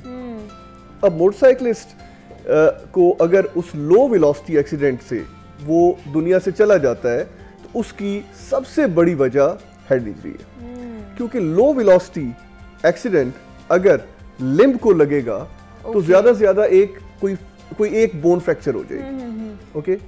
लेकिन अगर वही लो वेलोसिटी सर को लगे तो उससे ब्रेन डैमेज हो सकता है। तो इसलिए मोटरसाइकिलिस्ट जो है लो वेलोसिटी एक्सीडेंट्स का बायस बनते, वो लो वेलोसिटी एक्सीडेंट बायस बनता है उनकी जख्मी होने का, और उनकी डेथ की सबसे बड़ी वजह जो है वो हेड इंजरी है। तो ये आपको मैंने दो बिग कैटेगरीज में डिवाइड करके दे दिया और बता दिया कि हमारे यहाँ चैलेंज क्या है। सो लो वेलोसिटी एक्सीडेंट्स जो किसको इफेक्ट करते हैं, मोटरसाइकिलिस्ट को, और सबसे ज्यादा किस चीज को इफेक्ट करते हैं, हेड इंजरी। तो जब वो आते हैं और क्या रेशो क्या होती है कि वो चांसेस हैं कि उन्हें बचाया जा सकता है? देखिए हमने 2015 में अच्छा। मेरे डिपार्टमेंट ऑफ न्यूरो सर्जरी जन हॉस्पिटल लाहौर ने एक पूरे साल की एक बड़ी एक्सटेंसिव रिसर्च की थी इस पर, एग्जैक्टली इसी टॉपिक पर, जो अगर आप देखने वालों को दिखा भी दें वो मैंने दे दिए वो ग्राफ्स अगर आप देखें उस रिसर्च में, ऑल्दो मैं एक्टिवली पार्टिसिपेट नहीं कर रहा था but I am part of that department, तो मैं उस रिसर्च का जिक्र कर रहा हूँ। वो doctor Syed Shahzad Hussain, doctor Usman and doctor Syed Faizan, ये 3 बंदे थे जो नवीद अशरफ साहब की अंडर सुपरविजन वो रिसर्च कर रहे थे। बड़ी इंटरेस्टिंग रिसर्च थी वो रिसर्च में ये पता चला हमें कि अगर जो सिवियर हेड इंजरीज हैं, जिन लोगों ने हेलमेट्स पहनी हुई थी, हेलमेट्स पहनी हुई थी, ठीक है, वो लोग सिर्फ तकरीबन 10 से 15% लोगों की डेथ हुई, ओके। और जिन्होंने हेलमेट नहीं पहनी हुई थी वो तकरीबन 70 to 80% लोग दुनिया से चले गए। सो अगर आप हेलमेट पहने और आपको लो वेलोसिटी एक्सीडेंट हो मोटर बाइक पे, तो आपका सिर्फ 10 से 15% चांस है कि आपको ऐसी इंजरी हो जिससे आपकी जान चली जाए। अगर हेलमेट नहीं पहनी तो 80% के करीब चांसेस हैं कि आप हल्के से एक्सीडेंट से भी आप दुनिया से चले जाएं। उसके सारे आदाद और शुमार हमने इकट्ठे किए, तकरीबन उसमें 1400 पेशेंट्स 1400 पेशेंट्स पर रिसर्च हुई जो उस एक साल में हेड इंजरी के साथ आए। फिर उनको डिवाइड किया कि कितने परसेंट ने हेलमेट पहनी हुई थी, कितने परसेंट ने नहीं पहनी हुई थी। सही। फिर जिन्होंने पहनी हुई थी उनका अलहदा डेथ टॉल बनाया गया, जिन्होंने नहीं पहनी थी उनका अलहदा बनाया गया। रिजल्ट ये निकला कि जिन्होंने हेलमेट पहनी थी वो सिर्फ 10 से 15% एक्सपायर हुए, जिन्होंने नहीं पहनी थी वो अप टू 80% एक्सपायर हो गई, और reason was the head injury. मेरा ख्याल है ये रिसर्च बहुत बड़ा आई ओपनर है हमारी आवाम के लिए। लेकिन उसके बाद आपको लगा कि कोई चेंजिंग्स आई है, लोगों ने हेलमेट पहनना ज्यादा शुरू कर दिया? बिकॉज हमारी जो गवर्नमेंट है वो वक्तन फवक्तन जो है कैंपेन्स करती रहती है, हमारी ट्रैफिक पुलिस इस हवाले से बड़ी अवेयरनेस कैंपेन चलाती है और बड़ा क्रैकडाउन किया जाता है कि आपने हेलमेट ज़रूर पहनना है। अभी भी चल रही है, सारी क्रैकडाउन चल रहा है कि आप हेलमेट नहीं पहनेंगे तो आपको पेट्रोल नहीं मिलेगा, आपका चालान कटेगा। तो उसके बाद से आपको लगता है कि थोड़ा चेंज आया है? देखिए वो एक एकेडमिक इंस्टीट्यूशन की रिसर्च थी, it was a research of a medical college, Allama Iqbal medical and Jinnah hospital. उस रिसर्च को अवाम तक कैसे, अब वो पब्लिश हुई हमारी research Pakistan journal of neurosurgery, ठीक। अब पाकिस्तान जर्नल ऑफ न्यूरोसर्जरी सिर्फ न्यूरोसर्जन्स पढ़ते हैं। अच्छा। जब तक उस रिसर्च को आप लोग मीडिया के लोग उस रिसर्च को बार बार लोगों को नहीं दिखाएंगे तो अवाम को तो पता नहीं चलेगा। लेकिन उस रिसर्च, जिन दिनों हमने ये रिसर्च की थी उन दिनों आई डोंट रिमेंबर, शायद मियां शहबाज शरीफ साहब की हुकूमत थी पंजाब में, तो उन्होंने उन दिनों एक लॉन्च की थी कैंपेन हेलमेट्स के लिए। और मुझे अच्छी तरह याद है कि जब उन ज़बरदस्ती हर किसी को पहना दी गई थी हेलमेट, और मुझे अच्छी तरह याद है कि हमारी एमरजेंसीज के अंदर सिवियर हेड इंजरीज सिर्फ 10% रह गई थी। सही। 90% लोग माइल्ड इंजरीज का आना शुरू, फिर आहिस्ता से जैसे टाइम गुजरा लोगों ने हेलमेट उतारना शुरू कर दी, अगेन हम वहीं पहुंच गए। अब फिर मैं रोड्स पर देख रहा हूँ गवर्नमेंट ने एक कैंपेन लॉन्च की हुई है, वेरी गुड, इसको मजीद स्ट्रॉन्ग करें और इसको कंसिस्टेंटली चलाएं जब तक अवाम एजुकेट नहीं हो जाती। जब तक एजुकेट नहीं होगी तो आपको ज़बरदस्ती पहनानी पड़ेगी। ये तो अवेयरनेस के बारे में बात होगी ना कि अवेयरनेस कितनी फैलानी चाहिए, मीडिया का भी एक काम होता है, वो भी वक्तन फ़वक्तन हम लोग भी इसके ऊपर जो है वो टॉपिक्स करते रहते हैं। लेकिन थोड़ी सी अपने हेल्थ जो हमारा सेक्टर है उसके वाले से बात करें कि सहूलियात क्या मैसर हैं, ये तमाम तो जो न्यूरोसर्जन्स और ये इसके हवाले से जो हमें मशीनरी चाहिए होती है, सहूलियात पूरी हैं, हमारे पास डॉक्टर्स पूरे हैं, हमारे पास अब इतने वेल इक्विप्ड चीज़ें हैं हमारे पास। देखिए हेड इंजरी पर लाहौर में, पंजाब में माशाल्लाह काफ़ी अच्छा काम हुआ। Okay. Punjab institute of neuro sciences जो जनरल हॉस्पिटल के नाम से मशहूर है, उसमें 3 डिफरेंट डिपार्टमेंट्स, न्यूरो सर्जरी के 3 डिपार्टमेंट्स काम कर रहे हैं। अच्छा। उनकी एमरजेंसी अच्छे खासे कोई 100 के करीब पेशेंट्स को केटर कर लेती है एमरजेंसी में अराउंड। और जिना हॉस्पिटल उसके बाद दूसरे नंबर पर आपका सबसे बड़ा न्यूरो सर्जरी का डिपार्टमेंट है लाहौर में। और मैंने शायद पहले भी आपके किसी प्रोग्राम में बताया था कि हमने वहाँ हेड इंजरी के पेशेंट्स में ब्रेन माइक्रो डायलिसिस तक कर रहे हैं, हम आईसीपी मॉनिटरिंग कर रहे हैं, ब्रेन कंप्लायंस मॉनिटरिंग कर रहे हैं। So state of the art treatment yes available है, बट सहूलियात की मिकदार कितनी है, ये प्रॉब्लम है। इस वक्त जितनी हेड इंजरीज हमारे पास आ रही हैं, डेफिनेटली हमें अच्छी खासी प्रॉब्लम का सामना है। अगर हम हेलमेट्स और इन एहतियाती तदाबीर की तरफ आएँ तो शायद फिर ये एमरजेंसीज हमारे लिए काफ़ी हों। फिलहाल हमारे ऊपर कई दफ़ा बहुत बर्डन हो जाता है, एक बेड के ऊपर हमें 2-2 पेशेंट्स लिटाने पड़ जाते हैं।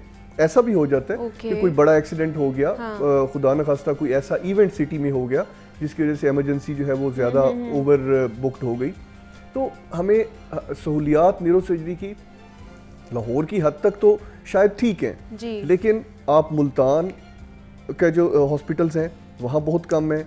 इसी तरह रावलपिंडी में डिस्ट्रिक्ट्स के अंदर ये सारा पेशेंट जो है वो वहाँ से रेफर होके लाहौर लैंड करता है। तो अगर लाहौर की हद तक है तो हमारे पास काफ़ी है, लेकिन अगर पूरे पंजाब को केटर करना है तो नो, हमारे पास सहूलियात नहीं है। हेड इंजरी के यूनिट्स को डिस्ट्रिक्ट लेवल पर डेवलप होना चाहिए। हर एक डिस्ट्रिक्ट के अंदर एक trauma centre, well equipped trauma centre होना चाहिए। मुझे लगता है सिर्फ अगर पंजाब के हद तक देखा जाए तो सिर्फ लाहौर में ही है न्यूरो सर्जरी के जितने भी डिपार्टमेंट्स है, बाकी 36 अजला में देखा जाए पंजाब में 36 अजला है, वहाँ पे कहीं पर भी नहीं है। दूर दराज से यहीं पे आया जाता है। न्यूरो सर्जरी डिपार्टमेंट्स तो डेवलप अब हो गए हैं। अच्छा। मुल्तान में तो सबसे पुराना डिपार्टमेंट है निश्तर के अंदर। इसके अलावा पिंडी में हमारे पास न्यूरो सर्जरी डिपार्टमेंट है, और Sialkot, Gujranwala and Sahiwal, in cities में भी न्यूरो सर्जरी डिपार्टमेंट्स हैं। लेकिन प्रॉब्लम ये है कि वहाँ न्यूरो सर्जन्स नहीं है, डॉक्टर्स ही मौजूद, डॉक्टर्स कम है। अब मोस्टली लोग जाना ही नहीं चाहते, लाहौर के अंदर रहना चाहते हैं। गवर्नमेंट को ऐसी पॉलिसी बनाए कि जहाँ जहाँ न्यूरो सर्जरी डिपार्टमेंट है वहाँ पर सीनियर रजिस्ट्रार से लेकर प्रोफेसर तक लोगों की अवेलेबिलिटी, न्यूरो सर्जन्स की अवेलेबिलिटी को अश्योर करे। डिपार्टमेंट्स 3 जगहों पे है, लेकिन मेरा ख्याल है कि हर डिस्ट्रिक्ट के अंदर एक बन जाना चाहिए जी। टीचिंग लेवल का नहीं, लेकिन एटलीस्ट ट्रीटमेंट लेवल का, मतलब नॉन एकेडमिक डिपार्टमेंट एटलीस्ट हर डिस्ट्रिक्ट के अंदर बनना चाहिए, ताकि जो इनिशियल इम्पैक्ट है इंजरी का या एक्सीडेंट का उसको फौरी तौर पे वहाँ कवर किया जाए। और अगर कोई बहुत कॉम्प्लिकेटेड केस है तो देन वो फिर टीचिंग हॉस्पिटल्स में रेफर किया जाए। हमारे यहाँ डिस्ट्रिक्ट लेवल पे सहूलियात नहीं है, उसकी तरफ सोचने की ज़रूरत है और इकदाम उठाने की ज़रूरत है। अच्छा, ये तो हेलमेट की वजह से हो गई ना कि जो इंजरी प्रॉब्लम्स होती हैं, इसके अलावा कौन कौन सी वजूहात हो सकती हैं जिसकी वजह से हेड इंजरी बहुत ज़्यादा है या जो इसके प्रॉब्लम्स हैं बढ़ते जा रहे हैं? देखिए, जो लो इम्पैक्ट इंजरीज हैं हाँ वो तो मोटरसाइकिलिस्ट की ही होती हैं। बाकी हाई इम्पैक्ट इंजरीज पे आप आ जाएँ तो कार कोलिजन्स हैं, गाड़ियों का बहुत तेज़ रफ्तारी से कहीं ऊंची जगह से नीचे गिर जाना है, या फिर हेड इंजरी जो लोग माउंटेनर्स हैं उनमें माउंटेन से गिर गए, या क्लाइंबिंग के दौरान या फिर पहाड़ में ट्रैवल कर रहे हैं तो ऊपर से कोई पत्थर गिर गया, लैंडस्लाइडिंग हो गई, उससे बहुत ज़्यादा हेड इंजरीज के चांसेस होते हैं। प्लस जो लोग स्विमर्स हैं वो आमतौर पे डाइव करते हैं ऊपर से पूल के अंदर, जब वो डाइव करते हैं तो वो कई दफ़ा पानी के अंदर इतनी स्पीड से जाते हैं और वो पानी गहरा भी नहीं होता उतना, तो वो उनका डायरेक्टली जो है वो सर नीचे हिट करता है और साथ उनको सर्वाइकल इंजरीज हो जाती हैं, हेड इंजरीज हो जाती हैं। इसी तरह एक और बड़ी कॉमन चीज़ है, वो आपके प्रोग्राम के तवज्जुह से मैं स्पेशली माओं को एक मैसेज देना चाहूँगा। हमारे पास एक बहुत बड़ा बल्क बच्चों का हेड इंजरी के साथ आता है जिन्ना हॉस्पिटल में, जो बच्चे छतों से गिरते हैं या सीढ़ियों से गिरते हैं, और वो अच्छा खासा बल्क है। जिनके बच्चे अल्हम्दुलिल्लाह नहीं गिरे, उन्हें इस चीज़ का अंदाज़ा ही नहीं है कि कितनी तादाद में बच्चे हमारे पास गिर के आते हैं। अगर वो ये बात समझ लें या एक चक्कर जिन्ना हॉस्पिटल का या चिल्ड्रन का लगा लें किसी भी शाम को, तो शायद वो देख के वो माएँ ज़्यादा मोहतात हो जाएंगी अपने बच्चों के लिए। बहुत सारे बच्चे हेड इंजरी के साथ आते हैं, 10-8 सीढ़ियों से गिरते हैं, खुदा न खास्ता एक मंजिल की छत से गिर जाते हैं, और वो बड़ी शदीद बुरी हालत में वो बच्चे लाए जाते हैं हमारे पास। तो मैं उन माओं को भी ये मैसेज दूंगा कि अपने बच्चों को बिल्कुल भी ऊंचाई पे अकेला ना छोड़ें। घर में अगर आपके 2-4 साल का कोई बच्चा है तो अपने घर की सीढ़ियों को बंद करें, क्योंकि आप बार बार बच्चे पे नजर नहीं रख सकते, लेकिन एटलीस्ट आप सीढ़ियों को क्लोज कर सकते हैं कि बच्चा उस तरफ ना जाए। अच्छा, दूसरा डॉक्टर साहब ये मुझे बताइए, बाकी भी हम देखते हैं कि फील्ड्स में बहुत टेक्नोलॉजी आ चुकी है और उसके थ्रू जो है ट्रीटमेंट्स किए जा रहे हैं, न्यू सारी चीज़ें आ रही हैं। अब ये न्यूरो सर्जरी में भी कुछ नई टेक्निक्स और नई चीज़ें आई हैं? न्यूरो सर्जरी में बहुत कुछ नया आया है। जो मेरा अपना काम रहा है पिछले 8-10 साल में, मेरा सारा फोकस यही था कि पाकिस्तान में न्यूरो सर्जरी का एटलीस्ट जो ट्रॉमा का सेक्शन है, जो हेड इंजरी का सेक्शन है, उसमें हम जिद्दत लेके आए और उसको दुनिया के साथ मुकाबले पे लेके आए। अल्हम्दुलिल्लाह उसमें इस वक्त हम स्टेट ऑफ द आर्ट काम कर रहे हैं। मेरा नहीं ख्याल कि ऐसी कोई चीज़ हो दुनिया में जो हमारे पास ना हो। अच्छा। अल्हम्दुलिल्लाह हेड इंजरी के हवाले से अल्हम्दुलिल्लाह हम दिमाग की डायलिसिस कर रहे हैं हेड इंजरी के पेशेंट्स की, हम दिमाग का प्रेशर मेजर करके ट्रीट कर रहे हैं, हम दिमाग की कंप्लायंस, दिमाग की ऑक्सीजन, इवन ब्रेन के अंदर का टेम्परेचर तक मॉनिटर करने की सलाहियत हमारे पास है। तो अल्हम्दुलिल्लाह हेड इंजरी में तो हमने जिन्ना हॉस्पिटल में पिछले 8-10 साल में जितना काम किया है, आप लोगों की टीम या जो भी सुनने वाले देखने वाले आके देखना चाहें, वी आर देयर एंड हम उनको एक पूरा विजिट करवाएंगे कि अल्हम्दुलिल्लाह जिन्ना हॉस्पिटल का जो न्यूरो सर्जरी का ट्रॉमा है सेक्शन, वो इस वक्त दुनिया के एडवांस तरीन सेंटर्स में से एक है। मैं गवर्नमेंट को भी ये रिक्वेस्ट करूंगा कि इस सेंटर पर पूरी तवज्जो दें और जिन्ना हॉस्पिटल के इतना एडवांस, जाहिर है गवर्नमेंट ने किया है सारा, इस पे काफ़ी पैसे लगे हैं, तो इसको फोकस रखें और इसको मजीद इम्प्रूव करें, या एटलीस्ट जिस लेवल पे है उस लेवल तक इसकी फंक्शनिंग में हमें कभी कोई बजट की कमी ना हो, ताकि हम इस सेंटर को मजीद इम्प्रूव मतलब एडवांसमेंट आ चुकी है, उसको और ज्यादा इम्प्रूव करने की जरूरत है और एक्सपैंड भी करने की ज़रूरत है और इसके ऊपर फोकस करने की हमें ज़रूरत है। अच्छा, जाते जाते क्या पैगाम देना चाहेंगे, मतलब इसी हवाले से ख़ास करके? एक तो हमारा हेल्थ सेक्टर जो है उसको किस तरह एम्पावर कर सकते हैं, किस तरह बेहतर कर सकते हैं, दूसरा ये जो हेड इंजरीज बहुत ज़्यादा बढ़ती जा रही है। देखिए, सबसे पहले तो हेड इंजरी पे बात करें जी। मेरा हेड इंजरी के हवाले से तमाम देखने वालों को, सुनने वालों को ये पैगाम है कि क्योंकि हम हर रोज ये मिजरी देखते हैं जी, ऐसे है। आप लोगों की ये फील्ड नहीं है, आप लोगों का कोई जानने वाला जब इंजर होता है तो तब आप कुछ दिन के लिए आप परेशान होते हैं और फिर भूल जाते हैं, लेकिन हम रोज देखते हैं, रोजाना की बुनियाद पर। मैं सिर्फ ये मैसेज दूंगा, अगर किसी को मेरी बात समझ नहीं आ रही तो वो सिर्फ किसी शाम को 7 बजे जिन्ना हॉस्पिटल या जनरल हॉस्पिटल की इमरजेंसी का एक चक्कर लगा लें, शायद वो उसके बाद जिंदगी भर मोहतात रहे। मोटरसाइकिलिस्ट हेलमेट के बगैर जाना ये खुदकुशी है, ये सुसाइड है। माएँ अपने बच्चों की एहतियात करें, उन्हें ऊंची जगह पे ना छोड़ें। ठीक है। जो गाड़ी चला रहे हैं लोग, वो सीट बेल्ट का इस्तेमाल जरूर करें। सीट बेल्ट के बगैर हेड इंजरीज बहुत बढ़ जाती हैं। जब सीट बेल्ट लगा होता है तो हेड कोलिजन नहीं होती। सो सीट बेल्ट, हेलमेट, अपने बच्चों की एहतियात, and last but not the least drive हमेशा रोड सिग्नल्स के मुताबिक करें कि वो रोड कितनी स्पीड की ड्राइव क्या, उससे ऊपर ना जाएं, वो किसी वजह से लिखा होता है। बिल्कुल ऐसे ही, और वो हम लोगों की सेफ्टी के लिए लिखा गया होता है, वो रूल्स एंड रेगुलेशंस हमारे लिए बनाए जाते हैं। साहबजादा डॉक्टर काशिफ सुल्तान साहब हमारे साथ मौजूद है। डॉक्टर साहब बहुत शुक्रिया आपके वक्त का कि आप यहाँ पर आए। हेड सर्जरी, हेड इंजरीज के हवाले से हम बात कर रहे थे, तो यहाँ पे एक छोटी सी ब्रेक लेते हैं, मिलते हैं इस ब्रेक के बाद।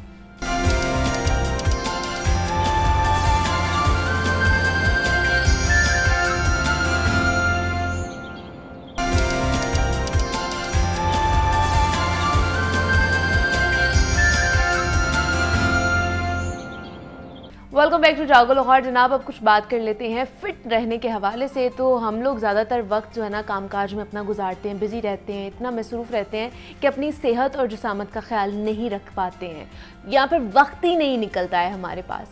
और हमें ये एहसास होना चाहिए कि हमारी जिस्मानी सेहत हमारी रोज़मर्रा की ज़िंदगी में बहुत अहम किरदार अदा करती है, और अगर हम बीमार हों तो ज़िंदगी में एक ब्रेक लग जाती है। और वैसे भी अगर जिस्म में एनर्जी की कमी महसूस हो रही हो या खुराक का हम लोग बेहतर ख्याल ना रखें, जिसकी वजह से हमारी नींद डिस्टर्ब तो होती है, लेकिन हमारे रोज़मर्रा के जो काम होते हैं वो भी सही तरीके से नहीं हो पाते, हम परफॉर्म अच्छे तरीके से नहीं कर पाते हैं।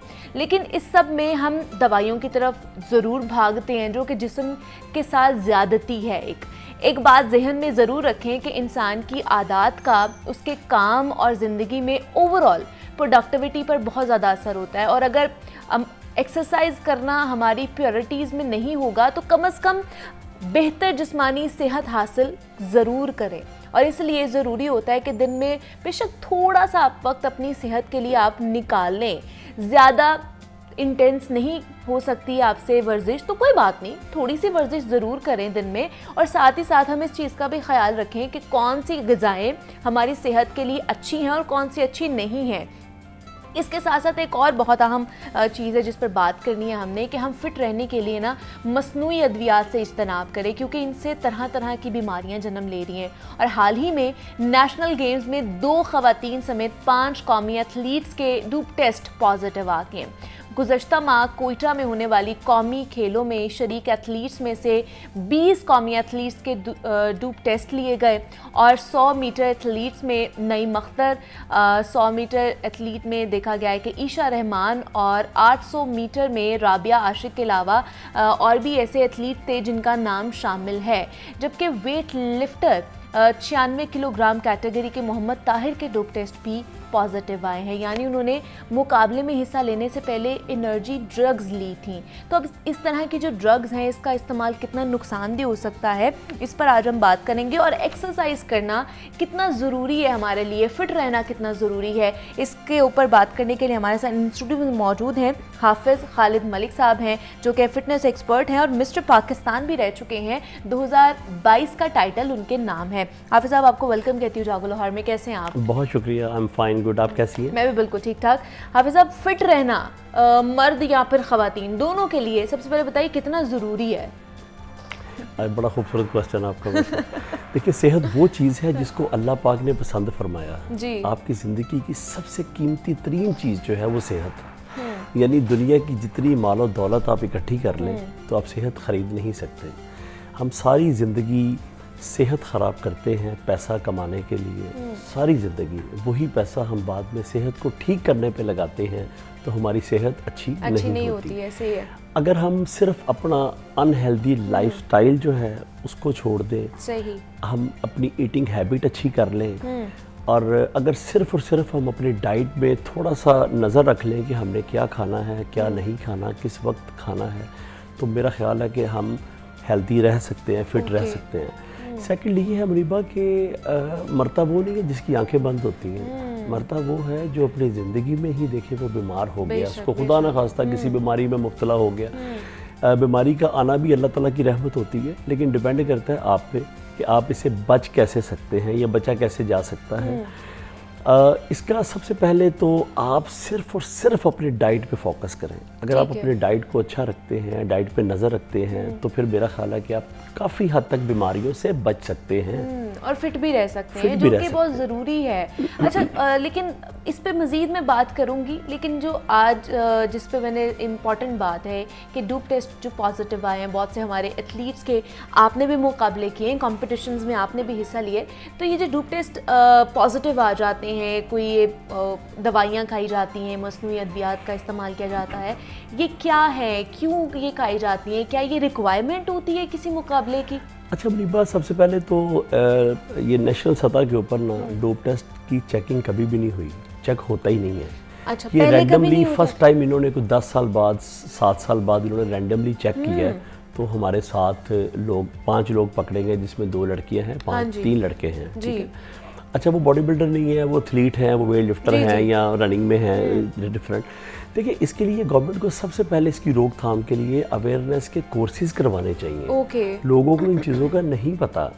देखिए, स्टेरॉइड लेने का सबको पता है कि अगर हम स्टेरॉइड लेंगे तो हमारी बॉडी में एक एक्स्ट्रा पावर आ जाएगी, एक्स्ट्रा एनर्जी आ जाएगी, जबकि वही एक्स्ट्रा एनर्जी हम अपनी अच्छी डाइट से हम मतलब देखिए ना, शॉर्टकट नेचुरली ले सकते हैं, हम सप्लीमेंट से ले सकते हैं। गोरा जो है वो अपने बैग में खाना खाए ना खाए सप्लीमेंट ज़रूर रखता है।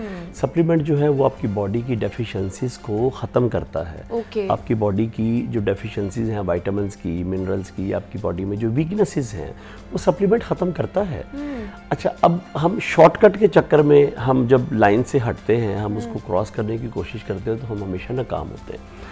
आज देखें कि 5 लोग पकड़े गए हैं, डेफिनेट हमारी मतलब मैं समझता हूँ शर्मिंदगी का बाइस है। बिल्कुल ऐसी है, बदनामी भी है हमारी एक तो। बिल्कुल, देखिए ओलंपिक्स में जब आप जाते हैं तो वो आपका डोप टेस्ट करते हैं, पूरे वर्ल्ड में डोप टेस्ट होता है, उसमें ये लोग क्यों नहीं हम लोग या कोई और लोग लेके जाते हैं, क्योंकि सबको पता है हमने पकड़े जाना है। अच्छा, इन बच्चों का कसूर इसलिए नहीं है, इनको पता नहीं था कि इन्होंने पकड़े जाना है, और ये पकड़े मतलब इस दफ़ा गए हैं नेशनल गेम्स में, जो कोयटा में पहले नहीं किया जाता था ये डोप टेस्ट, पहले डोप टेस्ट नहीं होता, ये रैंडमली इन्होंने बस कर लिया, वो पकड़े गए।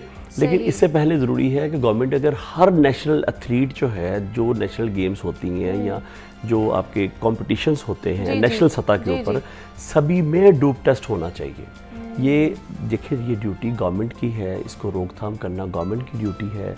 सेकेंडली ये है कि जब आप इसके अवेयरनेस के कोर्सेज कराएंगे बच्चों को इसके बारे में नो हाउ होगी, तो उनको पता होगा ये चीज़ कितनी डेंजरस है। लफ्ज़ों में तो मैं आपको बता देता हूँ कि इसके क्या क्या नुकसानात हैं। अच्छा, हर पढ़े लिखे, देखिए हर पढ़े लिखे बंदे को पता है कि इसके नुकसानात हैं, लेकिन फिर भी गोल अचीव करने के लिए देखिए, आपका गोल आपकी ज़िंदगी नहीं है, ज़िंदगी आपकी है जो आप गुजार रहे हैं, जो आपकी फैमिली की है, आपके कुनबे की है, आपके ऊपर जो लाइबिलिटीज़ हैं, आपने उसको जीना है। ये गोल अचीव करने के लिए जो आप कर रहे हैं ये बिल्कुल अनहेल्दी है और ये लाइफ नहीं है। इससे खुदा न खास्ता देखें, आपको हार्ट अटैक या जितने भी मेजर कॉजेज़ हैं, जितने इश्यूज़ हैं, वो सारी इसी वजह से हो रही है। और ख़ास तौर पर जो एथलीट लेते हैं, मतलब एक आम बंदा देखिए, हार्ट अटैक तो किसी को भी हो सकता है, अनहेल्दी लाइफस्टाइल से, डाइटिंग से, उसके इनहेरिटेड गिफ्ट मिला उसको, वो सब चीज़ें अलग है। लेकिन जो एथलीट्स हैं वो आज उनकी कॉजेज़ जो हैं डेथ की, अगर आप पढ़ लें या देख लें या सुन लें, तो वो हार्ट अटैक की वजह। और हार्ट अटैक आपको पता है सिर्फ स्टेरॉइड की वजह से हो रहा है। सबसे पहले आपके लंग्स को अफेक्ट करता है, आपके जो लीवर है उसको डैमेज करता है, आपके स्टमक को डैमेज करता है, आपके किडनीज जो हैं। तो फिर इसका इतना ज़्यादा क्यों यूजेज में आ रहा है, क्यों यूज़ हो रहा है, इसका इतना इस्तेमाल क्यों हो रहा है? मतलब एथलीट्स में अब ये चीज़ें ज़्यादा पाई जा रही हैं और ये हमारे सामने मिसाल भी है उसकी। अच्छा देखिए, अगर आप तो एक पैरामीटर कायम कर लेना कि जी इसको आप लोगों ने ये नहीं लेना एट एनी कॉस्ट, अगर कोई लेता है तो वो पकड़ा जाएगा, तो मेरा ख्याल है ये उसी वक्त ही रुक जाएगा। ये 5 बच्चों ने जो लिया ना, इनका कसूर पता क्यों नहीं है, क्योंकि उनको पता ही नहीं था कि हमने पकड़े जाना। लेकिन क्या ये लेना ज़रूरी भी होता है? देखिए, मैं समझता हूँ कि अभी मैंने बात की है कि अगर आप अपना गोल अचीव करने के लिए आप शॉर्टकट वे इस्तेमाल करते हैं, तो वक्ती तौर पर आप समझते हैं आप कामयाब तो हो गए, ठीक है। लेकिन ऑन द अदर हैंड आप देखिए उसके फ्यूचर में उसके साइड इफेक्ट्स जो हैं आपकी बॉडी पे आने हैं या आपकी ज़िंदगी पे आने हैं, वो सिर्फ आपने झेलने हैं। सही। मैं समझता हूँ कि जब आप हंसते हैं तो सारी दुनिया आपके साथ हंसती है, जब आप रोते हैं तो अकेले बैठ के रोते हैं। तो मेरा ख्याल है कि ज़िंदगी बड़ी कीमती है, इसको सेव करना चाहिए, संभाल के रखना चाहिए। बहुत सारे लोग ऐसे हैं जो, आपका क्वेश्चन था कि डाइट मतलब नहीं कर सकते, बहुत सारे लोग ऐसे हैं जो ऑफिस वर्क में करते हैं, काम है, उनका बिजनेस की वजह से उनका शेड्यूल इतना बिजी है कि वो जिम नहीं जा सकते, तो क्या वो जीना छोड़ दें? ऐसा तो नहीं हो सकता, ठीक है। उनके लिए घर में सिंपली एक्सरसाइज करें, लाइट सा खाना खाएं, लाइट एक्सरसाइज करें। अल्लाह ताला ने आपकी बॉडी में इतना खूबसूरत सिस्टम लगा दिया हुआ है, आपको कीटो की, इंटरमिटेंट फास्टिंग की, 12-12 घंटे भूखे रहने की कोई ज़रूरत नहीं है।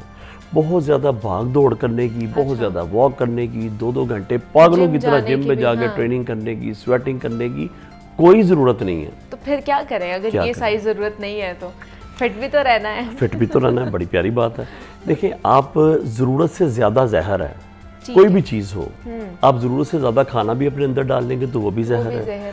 अच्छा, ज़रूरत से ज़्यादा अगर आप बॉडी को फटीग कर लेते हैं, एक्सरसाइज ज़्यादा कर लें तो वो भी आपके लिए नुकसानदेह है, ठीक है। सिंपली ये है, घर में योगा मैट लें, सुबह उठें, एम्प्टी स्टमक पानी पिए, उसमें नींबू निचोड़ें, पानी में एक लेमन डाल लें, ठीक है। तो उसमें कोई आपको हनी डालने की ज़रूरत नहीं है, कोई डिफरेंट चीनी डालने की ज़रूरत नहीं है। सुबह जस्ट एक लेमन वाटर लें, उसका गिलास पिए, पानी को थोड़ा सा नीम गर्म रख लें। अगर आप नीम गर्म पी सकते हैं, नहीं भी पी सकते तो दूसरा भी चलेगा, इशू नहीं है। देखिए, पानी के बारे में एक मिथ बनी हुई है कि पानी गर्म पीना चाहिए, ठंडा नहीं पीना चाहिए। मैं आपको ये भी आज एक्सप्लेन कर दूं। देखिए, जैसे हर बंदे का बेड, तकिया, बिस्तर अलग होता है, अपने मिजाज का होता है, तो पानी भी आपके मिजाज के मुताबिक आप ले सकते हैं। आप ठंडा पिए, गर्म पीने। अच्छा, लेकिन जो मॉर्निंग में एम्प्टी स्टमक आप पानी पीते हैं ना, वो डेफिनेट आप थोड़ा सा नीम गर्म पिए, उसमें एक लेमन डालें तो हाँ, डेफिनेट आप देख सकते हैं उसमें आपकी बॉडी में फैट कम करने में आपको बहुत हेल्प आउट करेगा। सेकेंडली, आजकल जो वेदर चल रहा है, इस वेदर में सिंपली मैं ये कहना चाहता हूँ, सबके लिए ये डाइट है, ख़ास तौर पर गर्ल्स के लिए। तो उनके लिए ये है कि आप सिंपली दारचीनी लें, सिंपली दारचीनी, 1 इंच का एक स्टिक उसकी ले लें, सिंपली दारचीनी की एक स्टिक ले लें। उस स्टिक को आपने पानी बॉयल करने रखते हैं, उसको पानी में बॉयल नहीं करना आपने, पानी को बॉयल करने एक कप रख दें, बॉयल करके पानी को उतार लें, कप में डाल लें और उसके अंदर वो एक स्टिक जो है दारचीनी की वो उसमें डिप कर दें, उसको ढाँप दें। 3 से 4 मिनट बाद उसका कहवा बन जाएगा, आप उसको सिप सिप करके पिए, बिल्कुल सिप सिप करके पीना आपने। और अगर आपको टेस्ट नहीं अच्छा लग रहा, फॉर एग्जाम्पल, तो टीस्पून आप उसमें हनी ऐड कर लें, नॉट टेबल स्पून, टीस्पून, सिर्फ आपसे पिया जाए, ठीक है। हम आज चस्कों को हम नहीं छोड़ रहे ना, कल ये चस्के हमें नहीं छोड़ेंगे, हाँ। तो इनसे बचा जाए तो ज़्यादा बेहतर है। अच्छा, सिंपली अगर कोई बंदा सुबह मॉर्निंग में, कुछ लोगों का इशू है कि वो गर्म पानी नहीं पी सकते, गर्म दारचीनी जैसे मैंने बताई है नहीं ले सकते, तो उनके लिए ये है कि रात को दारचीनी का एक स्टिक लें, 1 इंच की, उसको पानी में डिप करें, सुबह उठ के दारचीनी को ज़ाया करें और वो पानी पी लें, ठीक है। ठीक है। ये आजकल के वेदर के मुताबिक, मौसम के मुताबिक मैं आपको डाइट बता रहा हूँ, जिससे मतलब आप इससे क्या वेट लॉस भी होगा? डेफिनेट होगा इंशाल्लाह, आप करके देखें, ठीक है। अच्छा, अगर आप ये भी नहीं कर सकते तो एप्पल साइडर विनीगर, हाँ। उसको 1 कप में 2 टेबल स्पून, 1 टेबल स्पून से स्टार्ट करना, 2 से स्टार्ट नहीं करना आपने। पॉइंट मेक श्योर फर्स्ट के आपने 1 table spoon Apple cider vinegar का डालने कप में पानी रखें, उसको आप पिए सिप सिप करके, ठीक है। अब मैंने आपको 3 चीज़ें बता दी। वो थोड़ा सा खट्टा लगेगा लेकिन पी ले, कोई बात नहीं। अगर आपको, मेरा ख्याल है पी लेना चाहिए, मतलब सुबह तो बंदा माफ़ी दे दे, कम से कम। फिट भी तो रहना है ना, फिट भी तो रहना ना भाई, हेल्दी भी तो आपने रहना है। अच्छा, फिर आप कर किसके लिए रहे हैं? अपने लिए लग रहे हैं, अपने लिए करें, आसान तरीन काम है अपने लिए। हाँ। इससे आपकी स्किन देखिए कितनी अच्छी ग्लो करती है, आईसाइड आपकी बड़ी अच्छी, यानी आपका जो मतलब ओवरऑल बॉडी का सिस्टम बहुत अच्छा ये तो खाना पीना हो गया ना। एक्सरसाइज बताएं, मतलब इस मौसम में तो बहुत से जो लोग होते हैं जो एक्सरसाइज भी कर रहे होते हैं वो भी छोड़ देते हैं कि पसीना बहुत ज्यादा निकलता है, मॉनसून का मौसम है तो नहीं की जाती है। एक मिथ बनी हुई है कि गर्मियों में एक्सरसाइज नहीं करनी चाहिए, सर्दियों में करनी चाहिए, इसकी कोई हकीकत नहीं है। अच्छा, लोग कहते हैं खून पसीना एक वो होता है इस मौसम में, खास करके बरसात का मौसम है, ट्रेनिंग करें तो मसल पे इफेक्ट नहीं होता, खुराक खाएं तो लगती नहीं है, सब फजूल बातें। मेडिकल साइंस इन चीज़ों को नहीं मानती, मिथ्स हैं ये, तो इन मिथ से बचे। हाँ, जिन्होंने नहीं करना, उन्होंने सर्दी हो या गर्मी हो, उन्होंने नहीं करनी, वो तो बहाने ढूंढेंगे। अच्छा, उसके लिए ये है कि घर में अगर आप ऑफिस वर्क में बिजी हैं, बिजनेस में, जॉब में, कहीं भी बिजी हैं, आप नहीं कर सकते, तो सिंपली योगा मैट लें, योगा मैट के ऊपर अपनी एक्सरसाइज करें। अगर पेयर ऑफ डम्बल घर में रख सकते हैं तो पेयर ऑफ डम्बल से मुनीबा पूरी कंप्लीट एक्सरसाइज हो सकती है। इंशाल्लाह मेरी आपकी टीम से एक रिक्वेस्ट है, कोई ऐसा सेगमेंट स्टार्ट करें जिससे हम जस्ट पेयर ऑफ डम्बल से लोगों को बताएं कि आप घर बैठे फिट कैसे रह सकते हैं। जस्ट एक बारबल कर्ल, एक रॉड से घर बैठ के आप कैसे फिट हो सकते हैं, खवातीन कैसे फिट रह सकती है। जरूर। तो मेरी रिक्वेस्ट है, बल्कि आप लोगों से, आपकी टीम से एक सेगमेंट 2-4 मिनट का स्टार्ट करें, जो कि हमारी आवाम जो है इससे इस्तेफादा हासिल कर सके, मुस्तफीद हो सके। अच्छा, उसमें ये है कि आप सबसे पहले सुबह मॉर्निंग में जब उठते हैं अपने बेडरूम से बाहर ना भी आए, अपने बेडरूम में ही योगा मैट रख लें। योगा मैट के ऊपर लेट के 2 मिनट आपने उछल कूद करनी है, अपने आप को, बॉडी को थोड़ा वार्म करना है जब आप वार्म अप कर रहे हैं। और उसके बाद देखिए, कमर की जो बंदा 3-4 एक्सरसाइज कर लेता है ना, उसको सारी ज़िंदगी कमर में पेन नहीं निकलती। ठीक है। जब हम एक्सरसाइज करने ही लगे हैं तो फिर कमर की भी क्यों नहीं, ठीक है। मकसद तो फिट रहना है, लेकिन फिट वही बंदा रहता है जिसकी कमर फिट होती है। हमारी अक्सर प्रॉब्लम है कि हम लेग्स को, बॉडी को बड़ा खूबसूरत बना लेते हैं, लेकिन हमारी कमर वीक रह जाती है। 3-4 एक्सरसाइज है, अब अनफॉर्चुनेटली मैं इस टाइम करके नहीं दिखा सकता आपको, तो मैं फिर उसके लिए ये है कि बैठे बैठे बता दें कैसे करते हैं, किसी दिन आपसे करके भी दिखा दें। डेफिनेट, आप अपने जो हैंड हैं इनको ज़मीन के साथ अपने हिप्स के नीचे फिक्स करें और लेग रेजेस जो हैं हल्की हल्की आप लेग रेजेस स्टार्ट करें 1 by 1। पहले सिंगल कर लें, फिर डबल कर लें, ठीक है। और इसी योगा मैट के ऊपर ही आप अपने क्रंचेस कर सकते हैं, ठीक है। पाँव के ऊपर किसी को खड़ा कर लें, अगर आप नहीं हो सकता फर्स्ट डे आपसे, तो हेल्प ले लें, हाथ पकड़ लें, यानी हाथ पकड़ के भी आप क्रंचेस कर सकते हैं। ये उन लोगों के लिए जो बिगनर हैं, ठीक है, जो अभी मतलब जिनको नो हाउ नहीं है ट्रेनिंग के बारे में, जिनको नो हाउ है वो तो जिम जाए बगैर रह नहीं सकते। मैं समझता हूँ कि जिम जाने का सबसे बड़ा फ़ायदा ये है कि जिम का माहौल जो है, जिम का जो एटमॉस्फेयर है वो इफेक्ट करता है, ये साइकोलॉजी मोटिवेट करता है आप आए और एक्सरसाइज करें। देखिए, आप घर में ट्रेडमिल रख रहे हैं, घर में साइकिल रख रहे हैं, इलेक्ट्रिकल रख रहे हैं, ठीक है, 1 हफ्ते बाद उसके ऊपर आपने कपड़े हैंग किए होते हैं, पता लगता है ये कपड़े सूखने के लिए हमने ऊपर रख दिए हैं, वो किसी काम नहीं आती बाद में, ठीक है। हम लाखों रुपए खर्च करके घर में मशीनरी लेके आते हैं। मैं लोगों से कहता हूँ, खुदा का वास्ता है, कमरे को, बेड को छोड़ दें, जिम आए, पूरा लाहौर भरा हुआ आप लोगों के लिए। तो जब आप जिम आएंगे तो जिम में बहुत सारी चीज़ें आपको मिलेंगी जो आपको। अच्छा, लेकिन दूसरा हाफिज़ साहब, बहुत से लोग हैं जो यूट्यूब से देख के भी एक्सरसाइज कर रहे होते हैं, लेकिन उसके बाद वो कहते हैं जी हमें क्रैम्प्स पड़ गए हैं, हमें इंजरी हो गई है, तो किसी से कंसल्ट किए बगैर कर रहे होते हैं, तो इसकी वजह से भी प्रॉब्लम होती है लोगों को? जी, डेफिनेट प्रॉब्लम होती है। देखिए, आई एम सॉरी, जब अपने बच्चे को स्कूल में एडमिशन करवाते हैं, कॉलेज में, यूनिवर्सिटी में, तो सबसे पहले हम ये देखते हैं उनके जो टीचर हैं वो कितने काबिल हैं। किसी अच्छे इंस्टीट्यूशन में हम बच्चे को पढ़ाना की कोशिश करते हैं, मैक्सिमम अफोर्ड करते हैं, नहीं करते हैं वो अलग दा मैटर है। लेकिन जब हम जिम में जाते हैं तो हम जिम में जाके सबसे पहले कहते हैं कि आई नो एवरीथिंग, मुझे सब पता है। हम इवन जो ट्रेनर है, जो फिटनेस एक्सपर्ट है, जो कोच है, वो हमारे लिए खड़ा हुआ है वहाँ पे। एक तो हम उसको सबसे पहले उसकी ट्यूशन पे करने पे राज़ी नहीं होते, हम उसे कहते हैं कि नहीं, हम सर कर लेंगे, हमें बता दें। अच्छा। मैं समझता हूँ कि जितने पैसे आप अपनी स्टडी पे लगाते हैं, अपनी फ्यूचर में लगाते हैं, काबिल होने में लगाते हैं, उन सब चीज़ों से ज़्यादा कीमती चीज़ है आपकी हेल्थ। अगर खुदा ना खास्ता जिम में आफ्टर 7 डेज आपको इंजरी हो जाए तो सबसे पहले आप कहते हैं कि फलां जिम गए थे, हमें इंजरी हो गई। जबकि आपकी अपनी मेजर मिस्टेक्स ये हैं कि जब आप ट्रेनिंग स्टार्ट करते हैं तो आप पहले बॉडी की स्ट्रेचिंग नहीं करते, वार्म अप नहीं करते। आप बॉडी को वार्म अप अच्छे से ना करने की वजह से आपकी बॉडी में इंजरी होती है। अच्छा, उसके बाद आपको ये नहीं पता कि आपकी बॉडी, ये बिगनर की बात मैं कर रहा हूँ, आपको बॉडी वेट कितना उठाना चाहिए, अपनी बॉडी के हिसाब से बॉडी वेट कितना होना चाहिए, ये सब चीज़ों के लिए तमाम लाहौर में जिम्स में एथलीट बैठे हैं, जो फिटनेस एक्सपर्ट बैठे हैं, उनसे कंसल्ट करें। और आपका जो ट्रेनर है वो इतना काबिल होना चाहिए, उसके पास ठीक है बहुत हाई फाई डिग्री ना भी हो, लेकिन होनी चाहिए ना उसे। यस, मेरा मानना ये है कि जब आप जिम जाते हैं तो आपको ट्रेनर को फ़ी पे करके उससे पर्सनल कंसल्टेंसी, पर्सनल ट्रेनिंग लेनी चाहिए। देखिए, जब हम डॉक्टर के पास भी जाते हैं तो उसको हम किसी न्यूट्रिशनिस्ट के पास, डॉक्टर के पास, साइकोलॉजिस्ट के पास, हम उसको सिर्फ फीस किस चीज़ की पे करते हैं? कंसल्टेंसी। अच्छा, जब हम हेल्थ की बारी आती है तो हम पैसे बचा लेते हैं। आज हमने कोई जोड़ा पहनना हो, सूट पहनना हो, तो 20,000 का भी हो तो सेल में 10,000 को तो हम कोशिश करते हैं 2-3 इकट्ठे लेके रख लें, अगले साल भी पहन लेंगे। यानी हमारी सोच देखिए इतनी डीप जाती है। जब हेल्थ की बारी आती है तो जिम में जाके हम 500 के लिए वो बहस करते हैं कि खुदा का वास्ता पैसे कम करने सर हम अफोर्ड नहीं कर सकती। ये गर्ल्स की बात कर रहा हूँ, बॉयज़ की नहीं, बॉयज़ दे ही देते। तो बात ये है कि अपने ऊपर पैसे खर्च करें।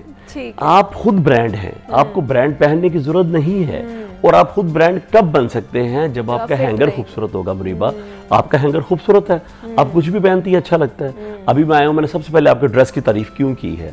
देखिए, ड्रेस कीमती तब होता है जब वो आपकी बॉडी के ऊपर सज जाता है। अब लाख रुपए का ड्रेस पहनने के सजा नहीं है तो वो बेकार है, खूबसूरत नहीं है। लेकिन देखिए, अल्लाह ताला ने शक्ल सूरत प्यारी दी है तो बॉडी खूबसूरत क्यों नहीं हो सकती?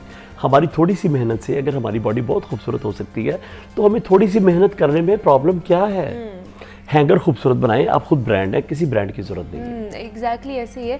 तो ख़वातीन कहती हैं कि हम जी घर में ज़्यादातर एक्सरसाइज करें या हम लोग वॉक कर लें तो मेरे ख्याल से बहुत होता है। और वॉक भी स्लोली वॉक करनी चाहिए। वॉक किस तरह करनी चाहिए? अच्छा, वॉक आपकी ब्रिस्क वॉक होनी चाहिए, बिल्कुल स्लोली वॉक नहीं होनी चाहिए। अगर स्लोली वॉक ही करनी है तो वो तो किचन में आप ऑलरेडी कर ही रही हैं, फिर क्या जरूरत है इतना तकल्लुफ करने की? भी कर रहे हैं तो वो स्लोली वॉक। अच्छा, खवातीन सारा दिन घर में मतलब किचन में, बेडरूम में, इधर तो कहती है हम तो थक जाती हैं, हम तो हमारी तो एक्सरसाइज सारा दिन घर में होती है। ये कोई एक्सरसाइज नहीं है। अच्छा। इससे बेहतर है 30 मिनट घर से निकले, बाहर निकले, जॉगर पहने। मुझे तो यकीन माने, जब थोड़ा सा भी कोई स्ट्रेस हो, थोड़ा सा भी मुझे कोई फील हो तो मैं फिर बस ना पैन जूती लेता हूँ तो मैं निकल जाता हूँ। अच्छा। तो इससे बेस्ट एक्सरसाइज क्या होगी कि आपके, मैंने पहले भी बताया था कि आपकी पूरी बॉडी की एक्सरसाइज जो है वो वॉक में है। एग्जैक्टली। और वॉक सिर्फ स्लोली वॉक नहीं करनी है, ब्रिस्क वॉक करनी है ताकि पता चले और आपका जो स्ट्रेस लेवल है वो भी उससे कम होता है, आप फिट भी रहते हैं। तो इसलिए एक्सरसाइज करने से बहुत मल्टीपल आपको कह लें कि बेनिफिट्स हासिल होते हैं। हमारे साथ हाफिज़ खालिद मलिक साहब मौजूद थे, फिटनेस एक्सपर्ट हैं। हाफिज़ साहब, बहुत शुक्रिया आपके वक्त का कि आप यहाँ पर आए। और फिट रहना कितना ज़रूरी है मर्दों के लिए और ख़वातीन के लिए ख़ास तौर पर, उस पर हमने बात की है। अपना बहुत सारा ख्याल रखिएगा। फिर से आपसे मुलाकात करेंगे। आज के लिए इतना ही। अल्लाह हाफ़िज़।